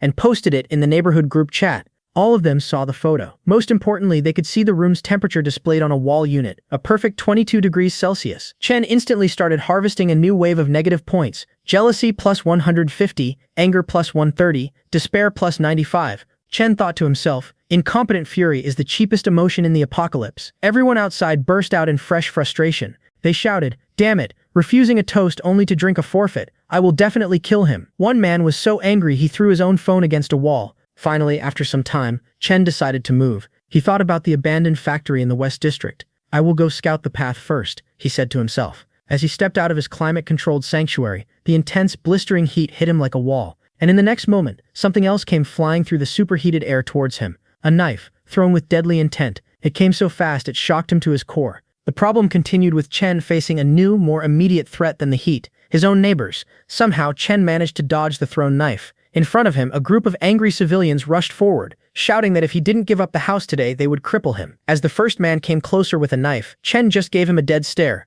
grabbed the wrist holding the blade, and swung the man around with unimaginable force. He took the knife from him. Another man lunged. Chen instantly threw slashes through the air with the stolen blade. In the next moment, all of the attackers were injured by the deadly, precise strikes, falling to the scorching road. Chen then said nothing, but pointed the bloody knife straight at one of the ringleaders. That man stammered, "You dare to kill people in broad daylight? So many people are watching." Chen gained a cool 1,000 fear points from him. But Chen just replied, "Kill you?" He said he was afraid it would dirty his hands. As he looked out at them, the three main instigators, the slashes on their skin began to sizzle and burn in the extreme heat. Chen thought to himself that killing them directly would be letting them off too easy. In this weather, with wounds like that, infection, ulceration, and sepsis would set in within days. They would slowly rot in pain. That was a more fitting brutal torture. Now, at the West District factory, Chen had finally reached the location. He stood in front of it and noticed a surveillance camera. He instantly used his special slash skill to silently sever its connection. With another focused application of the skill, he cut a clean, person-sized entrance directly through the reinforced door. He stepped inside and pushed open an inner door, but as he did, a cloud of poisonous gas welcomed him. He started coughing, realizing it was a trap. Soon, two figures in protective gear appeared from behind, one injecting Chen with something before he could fully react. As the substance entered his system, he felt a powerful shock. One of the figures, sounding amused, said, "Young man, fainting is better. Although this nerve gas isn't fatal, it's unpleasant." Chen, fighting the effects, instantly stood back up, demanding to know who they were. He thought, why are there cards here? Boss Liu didn't mention this. Did that old bastard set me up? But these two didn't look like typical gang members. They looked more like scientists. The lead scientist then pulled off his mask. "Whoops, my name is Dr. Lin, a biomedical researcher," he said cheerfully. He explained he was focusing on the subject of human evolution in extreme environments. He introduced the young woman beside him as his student, Rui. He stated he was the person in charge there. The girl Rui also said hello. The narrative impersonally noted she was quite sexy. The researcher explained the gas outside was a necessary anti-theft measure. However, he confessed he was more curious about what tool Chen had used to cut through the door, as the energy sensation was very unique. Chen now said, "Professor Lin, thank you for saving me." Internally, he was wary. Biomedical researcher? He looked around at the skeletons used for study and the advanced machinery. He thought, is this simply just a medicine storage room? The researcher and a student escorted Chen further in. The researcher told him that if he needed medicine, he should feel free to take it. He said to consider it an apology for the security measures and also a meeting gift. Chen looked at the storage, took a selection of antibiotics and other crucial drugs, and placed them in his bag. "Thanks," he said. As he was leaving, the doctor completed his final words, "Until we meet again." Now finally back at his safe house, Chen came inside, his mind racing. He thought that although Professor Lin had saved him and hadn't given him a hard time, the way the man had looked at him had given him the creeps. Suddenly, his phone rang with a notification. He looked at it. Someone in a community black market chat was desperately asking who had antibiotics and other static drugs, offering to buy at a high price. Chen thought, just got a few boxes, the effect should be good. However, his next thought was, not for sale. Chen now typed that exact thought into the group chat, not for sale. All the residents who saw it collectively lost their minds. The chat exploded. One person typed, "Chen, you motherfucker, you selfish villain, you shameless thing. Wait until us brothers heal up and we will come to your door and take your life. You just wait, Chen." Chen instantly harvested, anger plus 99, hatred plus 200, jealousy plus 300. Calmly, Chen then unpacked his bag from the factory. As he did, he noticed a small unfamiliar device stuck to the lining. He picked it up and examined it. He thought, this is a tracker. Chen instantly pulled off the tracker. He thought about who could have put it in his bag, and when they had managed to do it, his next thought was a cold one. However, want to play a tracking game? Fine then, I will play along with you. He then noticed a stray kitten nearby. He called it over, saying, "Little guy, do me a favor." He carefully attached the tiny tracker deep into the kitten's fur. "Take it to the places you usually like to go," he told it. The kitten, oblivious to its new role as a double agent, instantly started running. It darted through alleyways, over piles of rubble, into abandoned buildings, and across rooftops. In the span of an hour, it drew a frantic, chaotic map all over the district. Watching the tracker's signal bounce wildly all over his screen, Professor Lin was shocked. He thought, what's going on? This movement pattern, what on earth is he doing? Is he parkouring across the entire city? Meanwhile, on his phone, Chen was constantly receiving messages. One of the men he'd injured earlier pleaded in a group chat, asking who had medicine, anti-inflammatories, fever reducers. He said his brother was dying, and that people couldn't just refuse to save the dying. Another girl posted, begging for anyone kind-hearted to spare a little clean water, as her child hadn't had any for 2 days. She offered to trade her treasured picture books. Everything was negotiable. Chen thought this was just another sympathy-baiting act. He remembered in his past life, this same person had used this trick to get quite a few benefits. But the most intense drama was unfolding in the main homeowners group. One person had messaged directly at Chen. "Chen, you stockpiled so many supplies, do you want to take them in your coffin? Why pretend to be dead? This child is dying of thirst and you have no humanity. Irresponsible, cold-blooded, and selfish. A man like you deserves to be single forever." Sitting on his sofa, Chen thought this person was ridiculous. It wasn't his child. Why should he be responsible? He then typed a reply. Hypocrisy and moral blackmail won't prevail. He then posted a series of pictures he had from his hallway security cameras. The pictures clearly showed the very woman begging for water secretly moving 3 entire boxes of water and 2 boxes of canned food into her own apartment days earlier. He wrote, "The girl with the 3 boxes of water and 2 boxes of canned food you stockpiled, bring them out to share with her first. Whatever you share, I will match double." The girl, seeing the post, was shocked. She thought, he actually installed cameras in the hallway. She was so angry she broke the lipstick in her hand. She had been so careful, yet she was still caught on camera. The other homeowners, seeing the evidence, immediately turned on her. They demanded she bring out the water and share it quickly. Soon, 3 of the more desperate men reached her door, armed with makeshift weapons. They smashed her door in, tearing it apart. The young woman was shocked and terrified. An old man in the front shouted for the people inside to hand over all the food and drink. Another yelled not to force them to take action. The girl was just pushed aside, and the mob rushed in to seize her hidden supplies. Even some of the women in the group joined in. The girl, named Wang, was left with bruises all over her body, sobbing in her ransacked apartment. Somewhere else, the 3 brothers who had attacked Chen earlier were in a grim situation. One of them had succumbed to his infected wounds. They cried over their dead brother, telling him to rest in peace. Others standing back muttered that they should just leave the body but worried it would rot and stink, making everyone sick. Another asked despairingly what they should do, and if no one cared if they lived or died. But at that moment, Professor Lin arrived on the scene with his student Rui. He announced, "Everyone, don't panic, stay calm. We are a medical team under the city's CDC, here to help everyone." He said they had all suffered. He claimed they came immediately upon receiving the order, but unfortunately the road was blocked, so they were a step too late. He checked the dead man's eyes and stated it wasn't too late to handle the situation. He explained that in this high heat, corpses must undergo professional harmless disposal immediately. Otherwise, once an epidemic broke out, the consequences would be unimaginable. He looked at the 2 corpses, the one from the infection and Boss Liu's man from earlier, and said he had some disinfectant tablets and basic medicines. The quantities were limited, so everyone must distribute them according to need and use them properly. He handed the supplies to the residents. A girl came forward, crying, thank you so much. You really are our saviors." Another said, "I knew it, the country hasn't forgotten us." But in his mind, Professor Lin was thinking, the tracker's signal went completely chaotic near here. He must be in this area. He couldn't have run far. The shocking thing was that Chen was observing all of this commotion from the high window of his building. He looked at Professor Lin moving among the crowd and thought, why is he here? Is he using this to threaten me, to show he can get close to my territory? Suddenly, his phone rang with a new message. It was an anonymous text. It read, "Watch out for the doctor." Chen thought, this text message, who sent it? He then turned his screen off, his mind racing. Finally, he had a clue that something bigger was at play. At that very moment, from a building even taller than his own, a glint of light reflected off a lens. Someone was watching Chen's safe house through a giant, high-powered telescope. Chen thought, is there someone else watching him too? Chen now tried to call the number from which he had received the mysterious warning. The automated speaker on the other end just said, "Hello, the number you dialed is a virtual number." Chen thought it was a virtual number that couldn't be called back. That person was deliberately hiding their identity. Was this a kind reminder, or did they want to use his hand to deal with Professor Lin?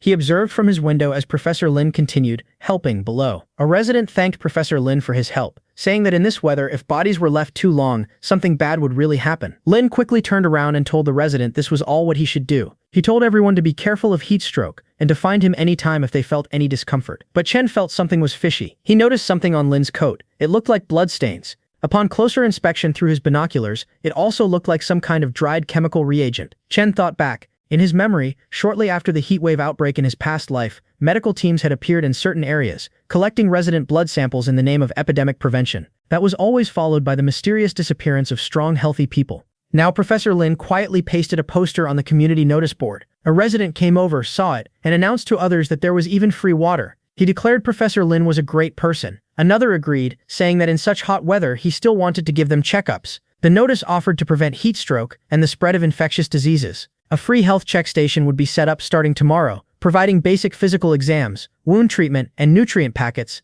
The location was the underground parking lot. A free extra bottle of water was available for collection. At dusk, Professor Lin, following the last known signal, finally reached the area where the tracker had gone haywire. He found the stray cat, still with the device in its fur, happily eating from a pile of garbage. He said, no wonder the signal is drifting. He patted the cat, saying, little guy, eating so happily. Suddenly, he got a sharp, uneasy feeling. He looked around, sensing he was being watched from the dark windows of the surrounding buildings. He thought, I've been spotted. He was just speechless and unwilling. A reaction that gifted Chen with plus 25 and plus 39 points of frustration and annoyance respectively. Professor Lin thought, it's really him. He's watching me right now. He looked up directly at the general direction of Chen's safe house, though he couldn't see him. The next day, in the underground parking lot turned makeshift clinic, the whole building's residents had gathered, desperate for any help. One girl complained it was too hot and hadn't rained in a long time, wondering when it would rain to cool things down. A boy noted it was actually cooler inside the parking structure. Professor Lin was checking an elderly resident, Uncle Wang. He asked for his name, age, and any recent physical discomfort. Uncle Wang answered he was 76, had no recent discomfort, but his blood pressure had always been high. Chen was also there, blending into the back of the crowd, observing the whole thing. Professor Lin injected a needle to draw blood. Uncle Wang asked why he needed to draw blood. Professor Lin answered smoothly, "Don't worry, just a routine check." Chen thought, "This Professor Lin, what exactly does he want to do?" Suddenly there was a commotion. A group of young men pushed through. One of them ran up to Professor Lin, saying his brother was injured and infected, and begged him to save him. Behind him was his brother, who had a badly fractured and infected hand. Professor Lin took out a vial of medicine. He called it a new type of broad-spectrum enhancer that could accelerate wound healing and resist infection. He injected it directly into the wounded boy's arm and told him to rest well for a couple of days, and he would recover soon. The boy replied, "Thank you, Professor." But suddenly, the boy felt a violent shock course through his body. He convulsed. Professor Lin, noticing Chen's intense gaze from across the room, thought, "What is he observing so closely?" As the group left the clinic, the injured boy's friend asked, "Hey, are you okay?" The boy replied, his voice strained, "Boss, I feel my bones are burning. It feels so bad." He began scrambling, clawing at his own arm. Suddenly, his bandages started to tear apart from the inside. The veins on his face and neck bulged with red lines from surging blood pressure. A sudden terrifying surge of energy seemed to release from within him. His friend shouted, "Hey, what's wrong with you?" But the boy didn't listen. In a flash of unnatural strength, he grabbed his friend by the neck and lifted him clear off the ground. His friend, choking, kept asking what was wrong with him, begging him to let go, reminding him who he was. But the boy just snarled, "Boss, when you pushed me out to block the knife last time, why didn't you think about being my boss then?" He slammed his former friend straight onto the concrete floor with brutal force. Then, his head snapped up. His senses, now terrifyingly heightened, zeroed in on a specific presence in the shadows. He snarled, "Who's there?" He didn't need an answer. His new chaotic senses recognized the unique energy signature. He pointed a trembling, blood-streaked finger. "Chen," he growled, "it's you." The boy, now a raging drug-fueled experiment, started running towards Chen like a rabid dog on steroids. But Chen, with unnatural calm, instantly dodged the wild, linear attack. He thought to himself, strength increased by more than 3 times, but joints are stiff. Attack trajectory is entirely straight. This is absolutely not a normal drug reaction. As the boy spun around to charge again, Chen decided it ended there. He used his special cut skill. With a single, precise and invisible slash, he cleanly sliced through the boy's neck, beheading him instantly. He then left the chaotic scene as quietly as he had arrived. Not long after, Professor Lin came rushing to the location, his face a mask of confusion. He thought, "What is going on?" The positioning signal stopped here again. He was sure a nano-robot tracker had been placed in the reagent, so there shouldn't be any problems. The positioning signal had been perfectly normal just a moment ago. As he reached the spot, he saw the massacre and was genuinely traumatized. His experimental subject, the boy, was lying dead, beheaded. He instantly knelt and began taking scans of the body with a tablet. The analysis read, P7 prototype agent. Excessive stimulation caused nervous system overload. But this shouldn't be the direct cause of death. He then checked the fatal wound on the neck. The cut was impossibly neat and smooth. He thought about the similar cut marks on the factory door lock from the other day. They were all the same, clean, surgical, and made without visible equipment. He thought, no equipment and no weapons, yet able to cut such traces. This is definitely not something an ordinary person can do. When I saw him that day, I felt he was unusual. I really didn't misjudge him. Perhaps he really has the thing I'm looking for. Now he shifted his attention to the other boy, the friend who had been thrown to the ground and was now coughing up hard. Professor Lin helped him sit upright. Lin told him, "Don't move. You are injured badly. Your lung lobes might be bleeding." The boy, dazed, asked, "Professor Lin, why are you here? What happened to my friend? What happened to him?" Professor Lin put on his best sympathetic face. He replied, "I'm very sorry about your friend." He then showed a picture of Chen on his tablet. "Do you know this person? Your friend's matter should be related to him." Seeing Chen's picture, the boy's eyes widened. Professor Lin pressed him. "Do you know where he went? Only by finding him can we clarify the truth and prevent more people from getting hurt." The boy, eager for both answers and revenge, replied, "Chen, I know where his home is. I can tell you." Professor Lin instantly adopted a comforting tone. "Don't worry, leave it to me. You need to accept professional treatment immediately. My laboratory has the best equipment. For the time being, just come to my laboratory to recuperate." The boy, desperate and in pain, managed a weak smile.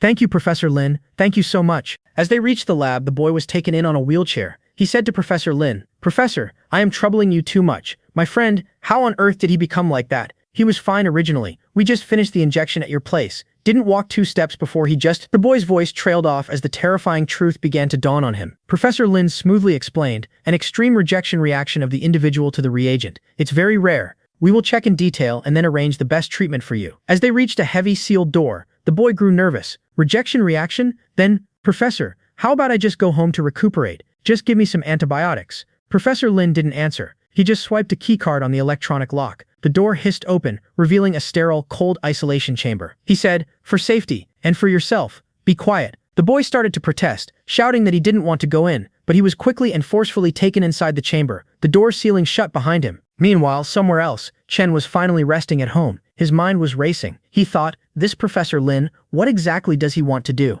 But suddenly, the doorbell of his safe house rang. A chime that was almost never used. A voice came through the intercom. It was polite, calm, and familiar. Hello, this is Chen. I am Professor Lin. Can we chat? Professor Lin arrived at the gate of Chen's safe house late at night, commenting on the heat and the hazy sky before the gate swung open and Chen stepped out to greet him. Lin explained he'd heard Chen live there and came to see him. Chen thought to himself that the old fox had shown up faster than expected, but since he came on his own, he'd go ahead and meet him. Inside the living room, Professor Lin took one look around and immediately clocked that this was no ordinary house. Double air-insulated glass, an independent water supply system, and called it out as an apocalyptic safe house. He then asked if Chen had known the extreme heat was coming in advance. Chen told him he'd snagged a renovation package during a Double 11 sale the previous year. The contractor guaranteed it for 50 years and Chen had assumed the man was full of it. Apparently not. Lin nodded and got to the point. He told Chen that his neighbor Abu was dead and that Zhang Qing, who had been traveling before he died, was also gone. Lin had examined both bodies. Both had their cervical vertebrae severed instantly, the cuts as smooth as laser surgery. No ordinary knife could do that. Not even military-grade weapons. Chen smiled slightly and suggested it might be a murder weapon from the same manufacturer and asked Lin to recommend it to him if he ever found out, since it sounded excellent for cutting steak. Fridges were unstable in the heat, meat got tough easily, and a good knife was hard to come by. The system awarded Chen plus 12 speechlessness points. Lin refocused and noted that both victims had likely died at the hands of the same person, someone with very professional technique, definitely not ordinary. Chen offered that maybe they'd had bad luck messing with something they shouldn't have. Lin then mentioned that he'd heard both men had conflicts with Chen. Chen stood up, laughed it off, and said Lin really knew how to joke. He was just an ordinary person. How could he possibly have that kind of capability? He then pointed out that Lin had shown up at his house with medical equipment late at night, which raised the question of whether Lin thought Chen was about to die too. He also noted that he didn't recall ever giving Lin his address. Lin placed his phone on the table. The screen showed a face Chen recognized. He asked where Zhang Qing was. Lin told him Zhang Qing was heavily injured and that he was treating him. Chen asked how he was doing, and internally thought that Zhang Qing really lived a rough life, but falling into this old fox's hands, surviving might actually be worse than dying. Lin explained that Zhang Qing was undergoing a new therapy. In a high-temperature environment, the human body would evolve. Zhang Qing was simply ahead of the curve. Chen thought, human experiments. He asked Lin directly what his purpose was in finding him. Cut to Lin's laboratory. Zhang Qing suddenly began shaking violently and woke up with a roar. The system flagged his vital signs fluctuating wildly, a key indicator turning red. Genetic mutation rate, 37%. Back at the safe house, Lin produced a syringe. The liquid inside was a vivid blue. Chen looked at it and asked if he needed to shake it before drinking. System awarded plus 38 speechlessness points. Lin told Chen plainly that he knew Chen was not ordinary. The high temperatures would continue. The world would change. The survival rate for normal people was below 10%, but some would evolve. He proposed cooperation to find a method for humanity to adapt to the new world. Chen asked what happened if he said no.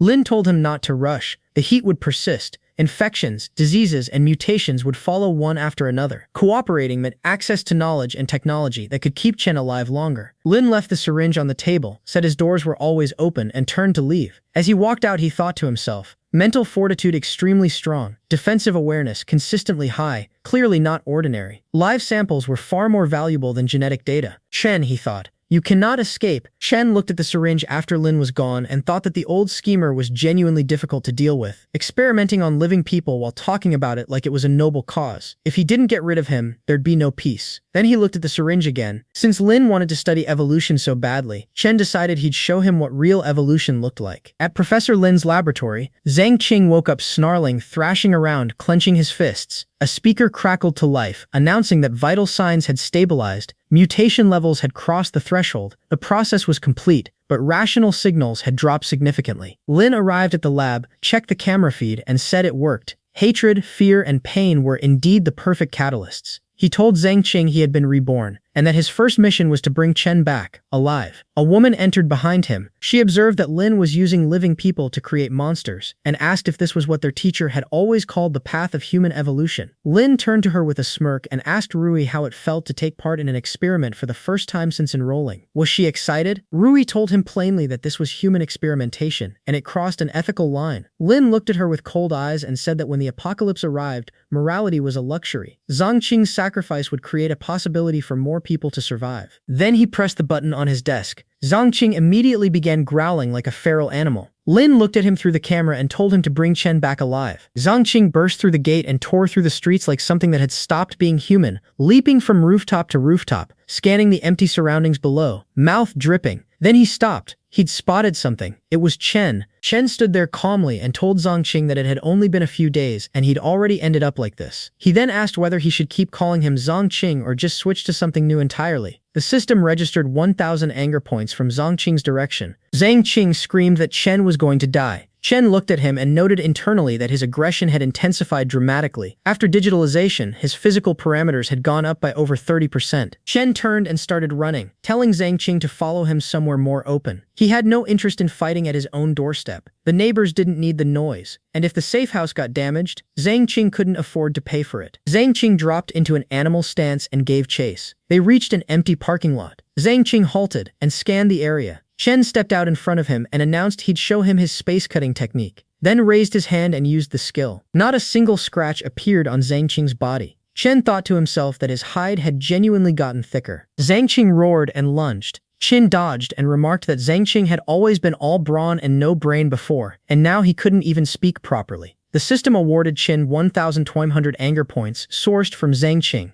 Chen kept going. He commented on Zhang Qing's new look, really ugly, and said Professor Lin had terrible taste. He offered to introduce him to a decent stylist next time. Zhang Qing's anger spiked further. Chen received 2,000 anger points. Then something shifted. Zhang Qing's body began reacting. Every vein across his frame bulged to the surface. Chen noticed immediately and thought something was wrong. In the span of a blink, Zhang Qing vanished from his position and reappeared directly behind Chen. The collar around his neck carried a small camera. He swung. Chen took the hit and crashed into the ground. He got back up, hand pressed against the wound, and registered what had just happened. Bone spikes. Back in the laboratory, Professor Lin watched the footage with visible interest. He noted that the second stage mutation combined with emotional outburst could catalyze further physical evolution and instructed everyone to record all the data. Behind him, Rui stared at the screen and thought quietly to herself whether any of this was actually the path to saving humanity. Back at the parking lot, Chen was on his knees in front of Zhang Qing, wounded, focused, and ready. Bone spikes erupted from Zhang Qing's hands and back in every direction.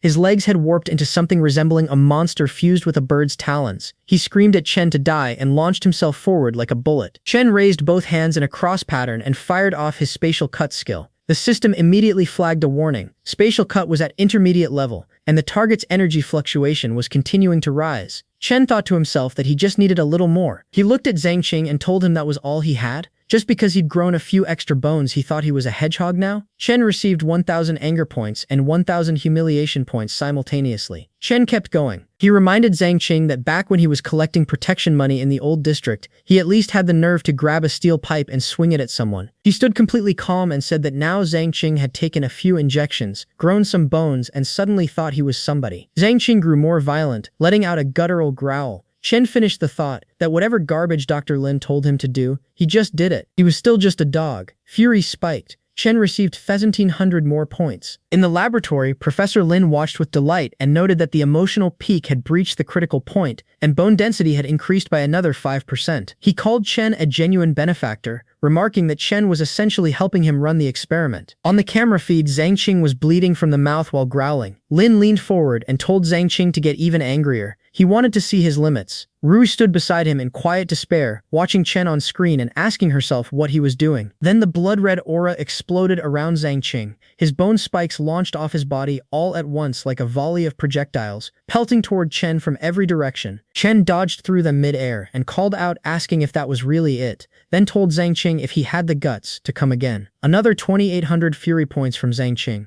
Zhang Qing grew again, more bone mass layered across his back and arms. Then the system notified Chen that negative emotion points had hit the upper limit of 30,000. Skill evolvable spatial cut annihilation rift. Evolve now? Chen said yes immediately. The space around Zhang Qing began to distort, pulling inward like a void opening beneath him. Zhang Qing's arm bent and twisted into a circular shape before he was sucked in entirely. Chen looked at what remained of him with something close to pity. He walked over, took the collar camera from around Zhang Qing's neck, looked directly into the lens, and told Lin that his test subject wasn't very impressive. He suggested Lin send someone who could actually fight next time, then smash the camera. In the laboratory, Professor Lin's expression flickered with frustration for a moment before it curled into something darker. He laughed and said Chen was truly different from everyone else. He told him to just wait. Sooner or later he would have him. Back at the scene, Chen crouched beside Zhang Qing and said quietly that it was a pitiful state to end up in. He told him he'd send him on his way, then added, "You're welcome." The next moment, someone arrived. He was wearing gloves. He looked at what had just happened and said it was splendid, truly splendid. Chen turned around and asked who he was. Chen got a clear look at the person in front of him. It was Chen Sizing. Sizing told Chen that the smell of death was always this raw and pungent. He then said the fight had been genuinely impressive. Even in a despairing era like this, it would also be an age when new figures emerged. Chen looked at him and quietly charged a skill in his hand. Sizing told him to relax. He said that with that level of precision and destructive power, there was no way Chen was one of Lin Wodong's half-finished products. Chen asked if he knew Professor Lin Wodong. Sizing said he was the exact opposite of Lin. He was here to stop him from creating more monsters. He then told Chen that the anonymous text warning him to stay away from Professor Lin had been sent by him. Chen asked how he'd gotten his number. Sizing held up a card and explained that their organization had its own intelligence network. That part wasn't difficult. He introduced himself as Chen Sizing, acting on behalf of an organization called ARC, and said he was here to invite Chen to join them. They could offer him true evolution. Chen noted internally that in this life, ability awakening had arrived earlier than before. Sizing continued, unlike Lin Wodong's method, which overdrafted the body and twisted it into something grotesque,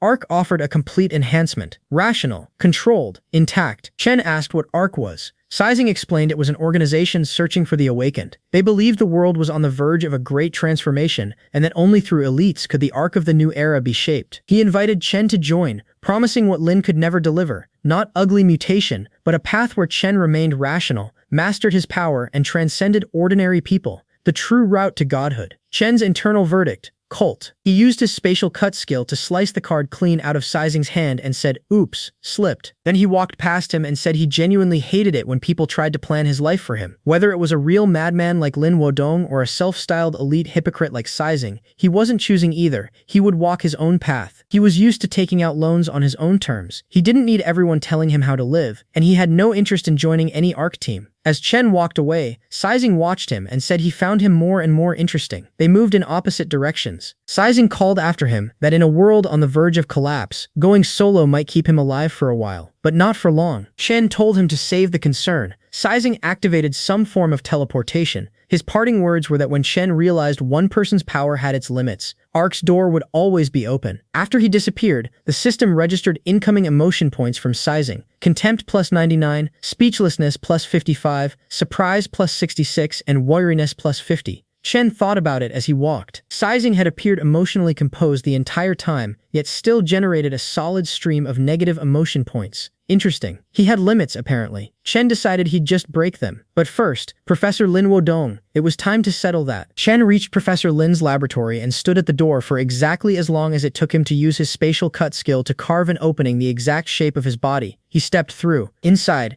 countless specimens floated suspended in liquid inside transparent spherical chambers, lining the walls in every direction. Chen looked at them and thought that this was Lin Wodong's so-called scientific ideal. Disgusting. A place like this needed to be burned down as soon as possible. Professor Lin appeared in front of him, arms open, and said he'd known Chen would come. A perfect sample would never be content with an ordinary life. He raised his glasses and acknowledged that Zhang Qing had lost, but if his death had brought Chen here, then it had served a purpose. He spread his arms wide and asked if Chen had finally figured it out. Was he ready to dedicate himself to the great cause of human evolution? Chen found the entire thing revolting. Lin kept going. He said that Ark and Sizing were just hypocrites wearing godly robes, while he at least was honest about what progress required. Every step of humanity's advancement had been paved over corpses and watered with blood. Chen's power was a heaven-sent gift, and it shouldn't be wasted on trivial matters. Chen stuck a finger in his ear, waited for Lin to finish, and said he had no idea what humanity's progress had to do with him personally. He gave Lin a sideways look and said he originally couldn't be bothered dealing with any of this, but what Lin absolutely should not have done was disturb his quiet life. He gathered power in his hand and told Lin it was time to disappear. Lin immediately produced a remote and told Chen he was still too young. If Lin had let him walk in, he was obviously confident he could keep him there. After the fight with Zhang Qing, how much stamina did Chen have left? He advised Chen to cooperate or he'd only be making things harder for himself. Chen said no. Lin pressed the button. Every glass chamber in the room shatters simultaneously.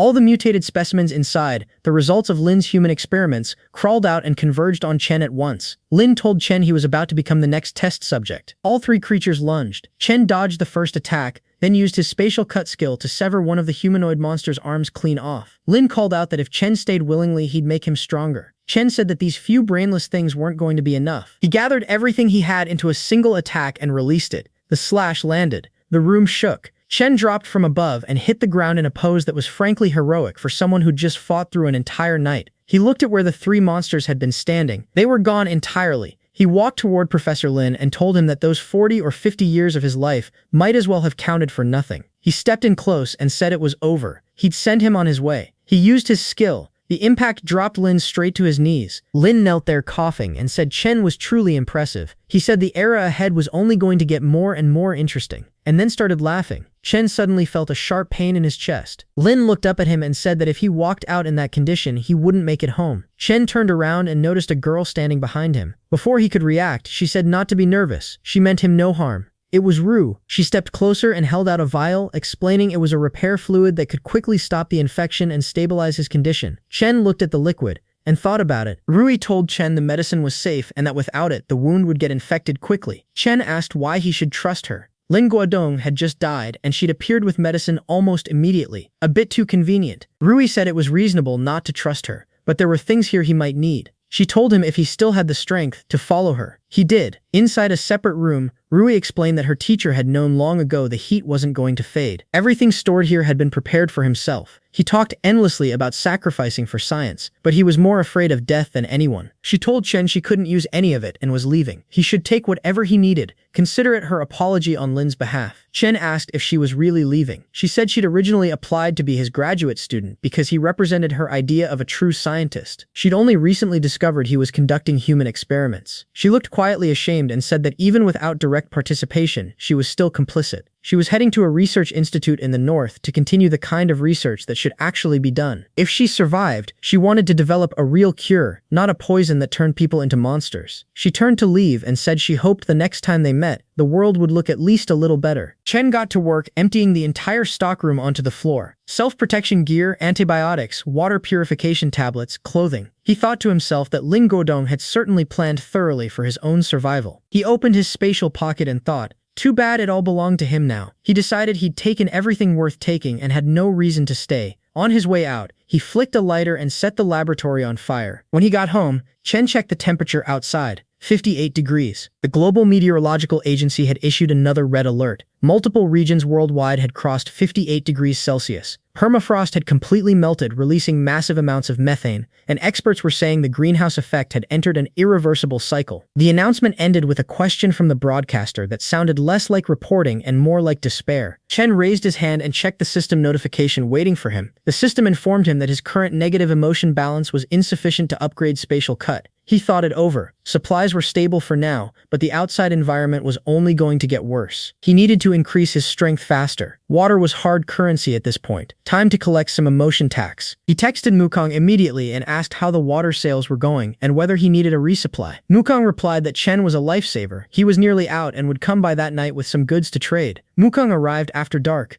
and commented that the trading spot was well hidden. Chen said, of course, professional level. A buyer stepped forward in a hurry and asked how much water he could get. Chen told him that normally what he'd brought could get him 2 bottles. The man's face lit up slightly. Chen then said he didn't look like someone who played fair. 1 bottle. The man immediately started shouting. Chen told him that raising his voice had just increased the price. Still 1 bottle, but now he had to say, thank you, brother Chen. You are truly a great benefactor. The system registered 33 anger points. The man said he wasn't saying it. Chen told him the price would keep going up then. The man clenched his jaw and said it. Thank you, brother Chen. You are truly a great benefactor. Impotent rage plus 79. Chen told him to bring more goods next time, and he'd let him trade for half a bottle. Good deal. Then Grandpa Wang appeared, and Chen asked why he was still out this late. Wang explained that a woman from the next complex over was raising her grandson alone. The child had heat stroke, and with the power and water outages, she couldn't manage by herself. He was bringing her some water. Chen told him water was getting more precious by the day, and he should focus on himself first. Wang said he knew, but he was old and had lived enough. He couldn't stand watching children suffer. He took a bottle and left. Nearby, a woman named Lu Yu watched Wang go and thought to herself that the old man wandered around all night and only brought 2 bottles. Didn't he feel embarrassed? She decided she'd cry a bit harder tomorrow and maybe she could squeeze a whole case out of him. She went inside and closed the door. Someone inside asked where she'd been so late and whether she needed something. Lu Yu held out a bottle and told the man, Mr. Zhao, that it was today's offering. He took it from her hands immediately. Back at Mukung's place,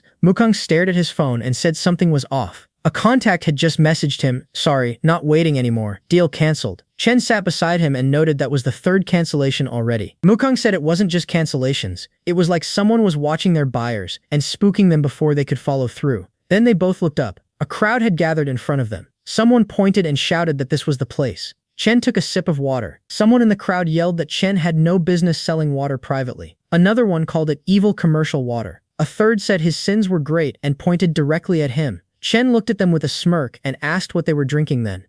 Shame and fury spiked. Chen received 12 points. The crowd erupted. A figure from the back stepped forward and announced that they were followers of the Pure Water Society. The water in everyone's hands came from squeezing the earth dry. Only water purified by Lord Zhao Chen could be consumed without adding to one's sins. They demanded Chen hand over his supply as an offering to Lord Zhao Chen. Chen stared. The man raised his hands and declared that the global heat was divine punishment. Humanity had exploited the Earth's resources and destroyed the environment, so God had sent down wrath. Only repentance could earn forgiveness, and Lord Zhao Chen was God's appointed agent on Earth. The front man told Chen to hand everything over to the great Lord Zhao Chen immediately, or disaster would befall him. He was invited to join the Pure Water Society. Chen took in the whole performance and said he'd been wondering what this was about. Turned out a bunch of cowards had started worshipping a cult. Someone from the group shouted that Chen simply hadn't witnessed Lord Zhao Qian's miracles yet. Once he saw them with his own eyes, he would kneel and worship just as devoutly as the rest of them. Mukong, listening to all of it, muttered that they were a bunch of superstitious nuts. Chen pointed out that they just claimed his water was sinful and drinking it would bring divine punishment, then opened a bottle and drank deeply. He wiped his chin and said it was refreshing. The group leader screamed that the water was running down his chin and called him stubbornly unrepentant. Retribution would come. Chen received anger from cultist numbers 3 through 45, disgust plus 38, powerlessness plus 37, and helpless rage plus 21 from the believers collectively. Chen looked at them cheerfully and said joy was better shared. Since they worshipped Zhao Qin as a god, he had a proposition. Whoever cursed Zhao Qin got a barrel of water from him. 1 curse, 1 barrel. The crowd exploded. The leader screamed blasphemy. Then one man from the middle of the group stepped forward. 2 of the front leaders turned to each other and asked, wait, really? 1 curse gets a whole barrel? Chen confirmed it. A man's word was as good as 4 galloping horses. The cult leader lunged forward, screaming at them to stop. The man shouted it anyway. Zhao Qian is a son of a bitch, and immediately the leader ordered the others to restrain him. The man struggled and yelled that he just wanted water, that he couldn't take it anymore. Chen watched and said it looked like that one wasn't destined to enjoy his water today. The group eventually left. The leader announced they were leaving with whatever dignity remained.